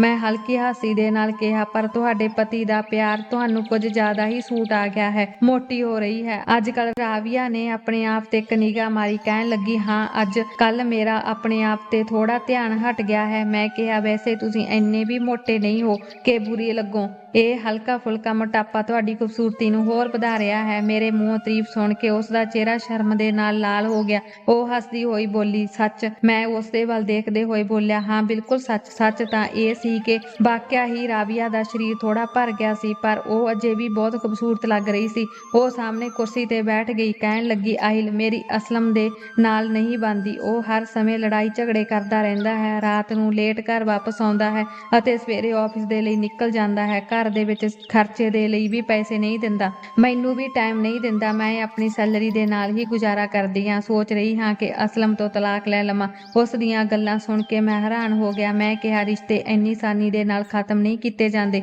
ਰਾਵੀਆ ਉਦਾਸ ਹੋ ਕੇ ਬੋਲੀ, ਹਾਂ, ਜੇਕਰ ਦਿਲਾਂ ਦੇ ਵਿੱਚ ਪਿਆਰ ਹੋਵੇ ਤਾਂ ਰਿਸ਼ਤਿਆਂ ਨੂੰ ਨਿਭਾਉਣ ਦੇ ਵਿੱਚ ਕੋਈ ਮੁਸ਼ਕਲ ਨਹੀਂ ਹੁੰਦੀ, ਪਰ ਜਦੋਂ ਪਿਆਰ ਹੀ ਨਾ ਹੋਵੇ ਤਾਂ ਰਿਸ਼ਤੇ ਬੋਝ ਬਣ ਜਾਂਦੇ ਹਨ ਅਤੇ ਮੈਂ ਹੁਣ ਇਸ ਬੋਝ ਤੋਂ ਛੁਟਕਾਰਾ ਚਾਹੁੰਦੀ ਹਾਂ। ਵਿਆਹ ਤੋਂ ਪਹਿਲਾਂ ਜੋ ਪਿਆਰ ਸਾਡੇ ਵਿਚਕਾਰ ਸੀ, ਹੁਣ ਉਹ ਕਿਤੇ ਨਹੀਂ ਬਚਿਆ। ਹੁਣ ਅਸੀਂ ਇਸ ਰਿਸ਼ਤੇ ਨੂੰ ਸਿਰਫ ਇੱਕ ਬੋਝ ਦੀ ਤਰ੍ਹਾਂ ਢੋ ਰਹੇ ਹਾਂ। ਇਹ ਕਹਿੰਦੇ ਹੋਏ ਉਸਨੇ ਮੇਰਾ ਹੱਥ ਫੜ ਲਿਆ ਅਤੇ ਹੌਲੀ ਜਿਹੀ ਬੋਲੀ, ਆਇਲ, ਤੁਸੀਂ ਮੈਨੂੰ ਕਿਹਾ ਸੀ ਨਾ ਕਿ ਤੁਸੀਂ ਮੇਰੇ ਨਾਲ ਪਿਆਰ ਕਰਦੇ ਹੋ, ਯਾਦ ਹੈ ਤੁਹਾਨੂੰ? ਮੈਂ ਕਿਹਾ, ਹਾਂ ਮੈਨੂੰ ਯਾਦ ਹੈ। ਉਸਨੇ ਮੇਰੀਆਂ ਅੱਖਾਂ ਦੇ ਵਿੱਚ ਦੇਖਦੇ ਹੋਏ ਕਿਹਾ, ਤਾਂ ਤੁਸੀਂ ਫਿਰ ਮੇਰੇ ਨਾਲ ਵਿਆਹ ਕਰ ਲਓ ਨਾ। ਮੈਨੂੰ ਹੁਣ ਅਹਿਸਾਸ ਹੋਇਆ ਕਿ ਮੈਂ ਵੀ ਤੁਹਾਡੇ ਨਾਲ ਪਿਆਰ ਕਰਦੀ ਸੀ, ਪਰ ਸਮਝ ਨਹੀਂ ਸਕੀ ਸੀ। ਮੈਨੂੰ ਕੋਈ ਫਰਕ ਨਹੀਂ ਪੈਂਦਾ ਕਿ ਤੁਸੀਂ ਵਿਆਹੇ ਹੋ, ਤੁਹਾਡੇ ਕੋਲ ਤਾਂ ਇੰਨਾ ਪੈਸਾ ਹੈ ਕਿ ਤੁਸੀਂ 2 ਪਤਨੀਆਂ ਰੱਖ ਸਕਦੇ ਹੋ। ਬਸ ਮੈਨੂੰ ਦੂਜਾ ਘਰ ਦਵਾ ਦਿਓ, ਮੈਂ ਉੱਥੇ ਅਲੱਗ ਰਹਿ ਲਵਾਂਗੀ। ਰਾਵੀਆ ਦਾ ਇਹ ਪ੍ਰਪੋਜ਼ਲ ਸੁਣ ਕੇ ਮੈਂ ਤਾਂ ਦੰਗ ਰਹਿ ਗਿਆ ਸੀ। ਉਹ ਇੱਕ ਪੜ੍ਹੀ ਲਿਖੀ, ਸਮਾਰਟ ਅਤੇ ਖੂਬਸੂਰਤ ਲੜਕੀ ਸੀ ਜੋ ਹਾਈ ਸੁਸਾਇਟੀ ਦੀ ਲਾਈਫ ਜਿਉਣਾ ਜਾਣਦੀ ਸੀ। ਮੇਰੇ ਨਾਲ ਕਦਮ ਦੇ ਨਾਲ ਕਦਮ ਮਿਲਾ ਕੇ ਚੱਲ ਸਕਦੀ ਸੀ, ਜਦੋਂ ਕਿ ਮੈਂ ਰਵੀਨਾ ਨੂੰ ਤਾਂ ਮੈਂ ਆਪਣੇ ਨਾਲ ਕਿਤੇ ਬਾਹਰ ਲੈ ਕੇ ਵੀ ਨਹੀਂ ਜਾ ਸਕਦਾ ਸੀ ਕਿ ਕਿਤੇ ਮੇਰੀ ਬੇਇੱਜ਼ਤੀ ਨਾ ਹੋ ਜਾਵੇ। ਅਤੇ ਰਾਵੀਆ ਮੇਰਾ ਪਹਿਲਾ ਪਿਆਰ ਵੀ ਸੀ। ਮੇਰਾ ਦਿਲ ਬੇਈਮਾਨ ਹੋਣ ਲੱਗਿਆ ਸੀ। ਰਵੀਨਾ ਦੇ ਨਾਲ ਇਹਨਾਂ 6 ਮਹੀਨਿਆਂ ਦੇ ਵਿੱਚ ਮੈਂ ਕੋਈ ਵੀ ਰਿਸ਼ਤਾ ਨਹੀਂ ਬਣਾਇਆ ਸੀ। ਮੇਰਾ ਦਿਲ ਹੀ ਨਹੀਂ ਕਰਦਾ ਸੀ ਉਸ ਦੇ ਨੇੜੇ ਜਾਣ ਦਾ। ਜਦੋਂ ਵੀ ਮੈਂ ਉਸ ਦੇ ਨੇੜੇ ਜਾਂਦਾ ਤਾਂ ਇਹੀ ਖਿਆਲ ਆਉਂਦਾ ਕਿ ਉਹ ਇੱਕ ਨੌਕਰਾਣੀ ਦੀ ਬੇਟੀ ਹੈ। ਮੇਰਾ ਅਤੇ ਉਸ ਦਾ ਕੋਈ ਮੇਲ ਨਹੀਂ। ਹਾਲਾਂਕਿ ਰਵੀਨਾ ਮੇਰਾ ਬਹੁਤ ਖਿਆਲ ਰੱਖਦੀ ਸੀ, ਮੇਰੀ ਹਰ ਇੱਕ ਗੱਲ ਮੰਨਦੀ ਸੀ, ਪਰ ਫਿਰ ਵੀ ਮੇਰੇ ਦਿਲ ਦੇ ਵਿੱਚ ਉਸ ਦੇ ਲਈ ਕੋਈ ਪਿਆਰ ਨਹੀਂ ਸੀ। ਮੈਂ ਮਨ ਹੀ ਮਨ ਫੈਸਲਾ ਕਰ ਲਿਆ ਕਿ ਮੈਂ ਰਾਵੀਆ ਦੇ ਨਾਲ ਵਿਆਹ ਕਰਾਂਗਾ। ਮੈਂ ਰਵੀਨਾ ਨੂੰ ਮਨਾ ਲਵਾਂਗਾ, ਉਹ ਮੇਰੇ ਮੰਮੀ ਪਾਪਾ ਦੀ ਸੇਵਾ ਕਰਦੀ ਰਹੇਗੀ ਅਤੇ ਮੈਂ ਰਾਵੀਆ ਦੇ ਨਾਲ ਇੱਕ ਅਲੱਗ ਘਰ ਦੇ ਵਿੱਚ ਸ਼ਿਫਟ ਹੋ ਜਾਵਾਂਗਾ, ਜਾਂ ਫਿਰ ਮੈਂ ਰਵੀਨਾ ਨੂੰ ਤਲਾਕ ਦੇ ਕੇ ਉਸ ਤੋਂ ਹਮੇਸ਼ਾ ਹਮੇਸ਼ਾ ਦੇ ਲਈ ਛੁਟਕਾਰਾ ਪਾ ਲਵਾਂਗਾ। ਮੈਂ ਆਪਣੀ ਜ਼ਿੰਦਗੀ ਆਪਣੇ ਤਰੀਕੇ ਦੇ ਨਾਲ ਜੀਵਾਂਗਾ, ਰਾਵੀਆ ਦੇ ਨਾਲ ਘੁੰਮਣ ਜਾਵਾਂਗਾ, ਮौज ਮਸਤੀ ਕਰਾਂਗਾ, ਪਾਰਟੀ ਦੇ ਵਿੱਚ ਜਾਵਾਂਗਾ। ਰਵੀਨਾ ਦੇ ਨਾਲ ਤਾਂ ਮੈਂ ਕਿਤੇ ਆ ਜਾ ਵੀ ਨਹੀਂ ਸਕਦਾ ਸੀ। ਉਸ ਰਾਤ ਜਦੋਂ ਰਵੀਨਾ ਕਮਰੇ ਦੇ ਵਿੱਚ ਆਈ ਤਾਂ ਉਸਨੇ ਸੌਣ ਤੋਂ ਪਹਿਲਾਂ ਮੈਨੂੰ ਦੁੱਧ ਦਾ ਗਲਾਸ ਦਿੱਤਾ ਅਤੇ ਆਪਣਾ ਸਿਰਹਾਣਾ ਚੱਕਣ ਲੱਗੀ। ਮੈਂ ਉਸਨੂੰ ਰੋਕਿਆ ਤੇ ਕਿਹਾ ਕਿ ਰਵੀਨਾ ਰੁਕੋ, ਮੈਂ ਤੁਹਾਡੇ ਨਾਲ ਗੱਲ ਕਰਨੀ ਹੈ। ਉਹ ਬਿਨਾਂ ਕੁਝ ਬੋਲੇ ਮੇਰੇ ਸਾਹਮਣੇ ਬੈੱਡ ਤੇ ਬੈਠ ਗਈ, ਕਹਿਣ ਲੱਗੀ, ਬੋਲੋ। ਮੈਂ ਇੱਕ ਡੂੰਘਾ ਸਾਹ ਲੈਂਦੇ ਹੋਏ ਕਿਹਾ, ਰਵੀਨਾ, ਇਹ ਗੱਲ ਬਹੁਤ ਜ਼ਰੂਰੀ ਹੈ, ਧਿਆਨ ਦੇ ਨਾਲ ਸੁਣੋ। ਤੁਹਾਨੂੰ ਯਾਦ ਹੈ ਕਿ ਵਿਆਹ ਦੀ ਪਹਿਲੀ ਰਾਤ ਮੈਂ ਤੁਹਾਨੂੰ ਇੱਕ ਲੜਕੀ ਦੇ ਨਾਲ ਮਿਲਵਾਇਆ ਸੀ? ਉਹ ਸਾਡੇ ਘਰ ਖਾਣੇ ਤੇ ਵੀ ਆਈ ਸੀ। ਰਵੀਨਾ ਨੇ ਸਿਰ ਹਿਲਾਉਂਦੇ ਹੋਏ ਹਾਮੀ ਭਰੀ। ਮੈਂ ਕਿਹਾ, ਉਹ ਸਿਰਫ ਮੇਰੀ ਦੋਸਤ ਨਹੀਂ ਹੈ, ਬਲਕਿ ਉਹ ਮੇਰਾ ਪਿਆਰ ਵੀ ਹੈ। ਪਹਿਲਾਂ ਉਸ ਨੇ ਮੇਰੇ ਪਿਆਰ ਨੂੰ ਠੁਕਰਾ ਦਿੱਤਾ ਸੀ ਅਤੇ ਫਿਰ ਗੁੱਸੇ ਦੇ ਵਿੱਚ ਆ ਕੇ ਮੈਂ ਤੁਹਾਡੇ ਨਾਲ ਵਿਆਹ ਕਰ ਲਿਆ ਸੀ, ਪਰ ਹੁਣ ਉਸ ਨੂੰ ਆਪਣੀ ਗਲਤੀ ਦਾ ਅਹਿਸਾਸ ਹੋ ਗਿਆ ਹੈ ਅਤੇ ਹੁਣ ਉਹ ਵੀ ਮੈਨੂੰ ਪਿਆਰ ਕਰਨ ਲੱਗੀ ਹੈ। ਅਸੀਂ ਦੋਵੇਂ ਵਿਆਹ ਕਰਨਾ ਚਾਹੁੰਦੇ ਹਾਂ। ਦੇਖੋ, ਇਸ ਗੱਲ ਨੂੰ ਦਿਲ ਤੇ ਨਾ ਲਿਓ। ਤੁਸੀਂ ਵੀ ਜਾਣਦੇ ਹੋ ਕਿ ਤੁਸੀਂ ਮੇਰੇ ਲਾਇਕ ਨਹੀਂ ਹੋ। ਮੈਂ ਤੁਹਾਨੂੰ ਤਲਾਕ ਦੇ ਦਿਆਂਗਾ, ਤੁਹਾਡਾ ਚੰਗੇ ਘਰ ਦੇ ਵਿੱਚ ਵਿਆਹ ਵੀ ਕਰਵਾ ਦਿਆਂਗਾ, ਵਿਆਹ ਦਾ ਸਾਰਾ ਖਰਚਾ ਵੀ ਚੱਕਾਂਗਾ। ਮੇਰੀ ਗੱਲ ਸੁਣਦੇ ਹੀ ਰਵੀਨਾ ਦੀਆਂ ਅੱਖਾਂ ਝੁਕ ਗਈਆਂ ਸਨ। ਉਹ ਸ਼ਾਂਤ ਸੀ, ਪਰ ਉਸ ਦੀ ਚੁੱਪੀ ਦੇ ਵਿੱਚ ਇੱਕ ਦਰਦ ਲੁਕਿਆ ਹੋਇਆ ਸੀ, ਕਿਉਂਕਿ ਉਸ ਦੀਆਂ ਅੱਖਾਂ ਦੇ ਵਿੱਚੋਂ ਹੰਝੂ ਵਹਿ ਕੇ ਗੱਲਾਂ ਤੇ ਆ ਗਏ ਸਨ, ਜਿਨ੍ਹਾਂ ਨੂੰ ਉਸਨੇ ਜਲਦੀ ਦੇ ਨਾਲ ਸਾਫ਼ ਕਰ ਲਿਆ ਸੀ। ਫਿਰ ਉਸਨੇ ਹੌਲੀ ਜਿਹੀ ਕਿਹਾ, আহিਲ ਜੀ, ਮੈਂ ਤੁਹਾਨੂੰ ਆਪਣੇ ਨਾਲ ਬੰਨ੍ਹ ਕੇ ਨਹੀਂ ਰੱਖਾਂਗੀ। ਜੋ ਤੁਸੀਂ ਕਰਨਾ ਚਾਹੁੰਦੇ ਹੋ ਕਰ ਸਕਦੇ ਹੋ। ਮੈਂ ਤੁਹਾਡੇ ਰਾਸਤੇ ਦੇ ਵਿੱਚ ਰੋੜਾ ਨਹੀਂ ਬਣਾਂਗੀ। ਤੁਸੀਂ ਰਾਵੀਆ ਦੇ ਨਾਲ ਵਿਆਹ ਕਰ ਲਓ, ਮੈਂ ਮਨਾ ਨਹੀਂ ਕਰਾਂਗੀ। ਮੇਰੇ ਵੱਲੋਂ ਤੁਹਾਨੂੰ ਪੂਰੀ ਇਜਾਜ਼ਤ ਹੈ। ਪਰ ਉਹ ਰੋਕ ਕੇ ਮੇਰੇ ਚਿਹਰੇ ਦੇ ਵੱਲ ਦੇਖਣ ਲੱਗੀ। ਫਿਰ ਉਸ ਦੀ ਆਵਾਜ਼ ਦੇ ਵਿੱਚ ਦਰਦ ਉੱਤਰ ਆਇਆ। ਬਸ ਤੁਹਾਡੇ ਅੱਗੇ ਇੱਕ ਬੇਨਤੀ ਹੈ ਕਿ ਮੈਨੂੰ ਤਲਾਕ ਨਾ ਦਿਓ। ਮੈਂ ਤੁਹਾਡੇ ਨਾਮ ਤੇ ਹੀ ਪੂਰੀ ਜ਼ਿੰਦਗੀ ਗੁਜ਼ਾਰ ਲਵਾਂਗੀ। ਮੈਂ ਤੁਹਾਡੇ ਨਾਲ ਪਿਆਰ ਕਰਨ ਲੱਗੀ ਹਾਂ। ਮੇਰਾ ਦਿਲ ਹੁਣ ਸਿਰਫ ਤੁਹਾਡੇ ਨਾਮ ਤੇ ਧੜਕਦਾ ਹੈ। ਹੁਣ ਇਸ ਦੇ ਵਿੱਚ ਕੋਈ ਦੂਜਾ ਨਹੀਂ ਆ ਸਕਦਾ। ਤੁਸੀਂ ਮੈਨੂੰ ਪਿਆਰ ਨਹੀਂ ਕਰਦੇ ਨਾ, ਪਰ ਮੈਂ ਤਾਂ ਕਰਦੀ ਹਾਂ। ਪਲੀਜ਼ ਮੈਨੂੰ ਆਪਣੀ ਜ਼ਿੰਦਗੀ ਦੇ ਵਿੱਚੋਂ ਨਾ ਕੱਢੋ। ਰਵੀਨਾ ਦੀਆਂ ਅੱਖਾਂ ਦੇ ਵਿੱਚੋਂ ਹੰਝੂ ਵਹਿ ਰਹੇ ਸਨ। ਉਹ ਆਪਣਾ ਸਿਰਹਾਣਾ ਚੱਕ ਕੇ ਸੋਫੇ ਤੇ ਲੇਟ ਗਈ। ਮੇਰਾ ਦਿਲ ਬੇਚੈਨ ਹੋ ਗਿਆ ਸੀ। ਉਸਦੇ ਹੰਝੂਆਂ ਦੇ ਵਿੱਚ ਮੈਂ ਵੀ ਟੁੱਟ ਰਿਹਾ ਸੀ। ਪੂਰੀ ਰਾਤ ਉਸਦੇ ਰੋਣ ਦੀ ਆਵਾਜ਼ ਸੁਣਾਈ ਦਿੰਦੀ ਰਹੀ ਅਤੇ ਮੈਂ ਆਪਣੇ ਦਿਲ ਨੂੰ ਫਰੋਲਦਾ ਰਿਹਾ। ਰਵੀਨਾ ਦਾ ਰੋਣਾ ਮੈਨੂੰ ਅੰਦਰ ਹੀ ਅੰਦਰ ਝੰਜੋੜ ਰਿਹਾ ਸੀ, ਜਿਵੇਂ ਕਿਸੇ ਨੇ ਮੇਰੇ ਦਿਲ ਨੂੰ ਮੁੱਠੀ ਦੇ ਵਿੱਚ ਲੈ ਕੇ ਮਰੋੜ ਦਿੱਤਾ ਹੋਵੇ। ਉਸ ਦੀਆਂ ਅੱਖਾਂ ਦੇ ਵਿੱਚ ਹੰਝੂ ਦੇਖ ਕੇ ਮੇਰਾ ਦਿਲ ਵੀ ਅੰਦਰੋਂ ਪਰੇਸ਼ਾਨ ਹੋ ਉੱਠਿਆ। ਅਜਿਹਾ ਕਿਉਂ ਹੋ ਰਿਹਾ ਸੀ, ਮੈਨੂੰ ਨਹੀਂ ਪਤਾ। ਫਿਰ ਮੈਂ ਅੱਖਾਂ ਬੰਦ ਕਰਕੇ ਰਾਵੀਆ ਨੂੰ ਯਾਦ ਕਰਨ ਦੀ ਕੋਸ਼ਿਸ਼ ਕੀਤੀ, ਪਰ ਜਿਵੇਂ ਹੀ ਮੈਂ ਹਰ ਵਾਰ ਅੱਖਾਂ ਬੰਦ ਕਰਦਾ ਤਾਂ ਮੇਰੇ ਸਾਹਮਣੇ ਰਵੀਨਾ ਦਾ ਭੋਲਾ ਜਿਹਾ ਚਿਹਰਾ ਆ ਜਾਂਦਾ। ਰਵੀਨਾ ਨੇ ਮੈਨੂੰ ਉਸ ਸਮੇਂ ਅਪਣਾਇਆ ਸੀ ਜਦੋਂ ਮੈਨੂੰ ਹਰ ਕਿਸੇ ਨੇ ਠੁਕਰਾ ਦਿੱਤਾ ਸੀ। ਰਾਵੀਆ ਨੇ ਤਾਂ ਮੇਰਾ ਕਿੰਨਾ ਮਜ਼ਾਕ ਬਣਾਇਆ ਸੀ, ਮੇਰੇ ਜਜ਼ਬਾਤਾਂ ਦੀ ਕੋਈ ਪਰਵਾਹ ਨਹੀਂ ਕੀਤੀ ਸੀ, ਮੇਰੇ ਮੋਟਾਪੇ ਦਾ ਮਜ਼ਾਕ ਉਡਾਇਆ ਸੀ ਅਤੇ ਮੇਰੇ ਪਿਆਰ ਦਾ ਵੀ।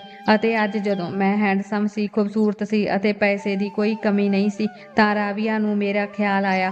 ਹੁਣ ਉਹ ਫਿਰ ਤੋਂ ਮੇਰੀ ਜ਼ਿੰਦਗੀ ਦੇ ਵਿੱਚ ਸ਼ਾਮਿਲ ਹੋਣਾ ਚਾਹੁੰਦੀ ਸੀ ਅਤੇ ਜੇਕਰ ਮੈਂ ਕੱਲ ਨੂੰ ਦੁਬਾਰਾ ਫਿਰ ਮੋਟਾ ਹੋ ਜਾਵਾਂਗਾ ਤਾਂ ਕੀ ਰਾਵੀਆ ਮੈਨੂੰ ਦੁਬਾਰਾ ਛੱਡ ਦੇਵੇਗੀ। ਮੈਂ ਮੁੜ ਕੇ ਸੋਫੇ ਦੇ ਵੱਲ ਦੇਖਿਆ। ਰਵੀਨਾ ਅਜੇ ਵੀ ਹੌਲੀ ਹੌਲੀ ਰੋ ਰਹੀ ਸੀ। ਉਸ ਦਾ ਰੋਣਾ ਮੇਰੇ ਦਿਲ ਨੂੰ ਚੀਰ ਰਿਹਾ ਸੀ। ਅਚਾਨਕ ਮੇਰੇ ਕਦਮ ਖੁਦ ਬ ਖੁਦ ਰਵੀਨਾ ਦੇ ਵੱਲ ਵਧਣ ਲੱਗੇ। ਮੈਂ ਉਸ ਦੇ ਨੇੜੇ ਜਾ ਕੇ ਕਿਹਾ, ਰਵੀਨਾ, ਤੁਸੀਂ ਕਿਉਂ ਰੋ ਰਹੇ ਹੋ? ਪਲੀਜ਼, ਮੈਨੂੰ ਤੁਹਾਡੇ ਰੋਣ ਦੇ ਨਾਲ ਤਕਲੀਫ ਹੋ ਰਹੀ ਹੈ। ਮੇਰੇ ਇੰਨਾ ਕਹਿਣ ਦੀ ਦੇਰ ਸੀ ਕਿ ਰਵੀਨਾ ਜਲਦੀ ਨਾਲ ਉੱਠੀ ਅਤੇ ਮੇਰੇ ਗਲ ਨਾਲ ਲੱਗ ਗਈ। ਕਹਿਣ ਲੱਗੀ, আহিਲ, ਤੁਸੀਂ ਮੈਨੂੰ ਆਪਣੀ ਜ਼ਿੰਦਗੀ ਦੇ ਵਿੱਚੋਂ ਨਹੀਂ ਕੱਢੋਗੇ ਨਾ? ਮੈਂ ਤੁਹਾਡੇ ਬਿਨਾਂ ਜੀ ਨਹੀਂ ਸਕਾਂਗੀ। ਮੇਰੀ ਆਖਰੀ ਖੁਆਇਸ਼ ਹੈ, ਤੁਸੀਂ ਰਾਵੀਆ ਦੇ ਨਾਲ ਵਿਆਹ ਕਰ ਲਓ। ਬਸ ਮੈਨੂੰ ਤਲਾਕ ਨਾ ਦਿਓ। আহিਲ ਜੀ, ਮੈਂ ਤੁਹਾਡੇ ਤੋਂ ਦੂਰ ਹੋ ਕੇ ਜਿਉ ਨਹੀਂ ਸਕਾਂਗੀ। ਰਵੀਨਾ ਦੀਆਂ ਗੱਲਾਂ ਦੇ ਵਿੱਚ ਦਿਲ ਨੂੰ ਚੀਰ ਦੇਣ ਵਾਲੀ ਤੜਫ ਸੀ ਅਤੇ ਉਸਦੇ ਹੰਝੂ ਮੇਰੀ ਸ਼ਰਟ ਤੇ ਡਿੱਗਣ ਲੱਗੇ। ਮੈਂ ਪਿਆਰ ਦੇ ਨਾਲ ਰਵੀਨਾ ਨੂੰ ਆਪਣੀਆਂ ਬਾਹਾਂ ਦੇ ਵਿੱਚ ਲੈ ਲਿਆ। ਮੇਰੀਆਂ ਅੱਖਾਂ ਦੇ ਵਿੱਚੋਂ ਵੀ ਹੰਝੂ ਵਹਿਣ ਲੱਗੇ ਸਨ ਅਤੇ ਮੈਨੂੰ ਅਹਿਸਾਸ ਹੋਇਆ ਕਿ ਮੈਂ ਕਿੰਨੀ ਪਿਆਰੀ ਮਾਸੂਮ ਜਿਹੀ ਲੜਕੀ ਨੂੰ ਤਕਲੀਫ ਦਿੱਤੀ ਸੀ।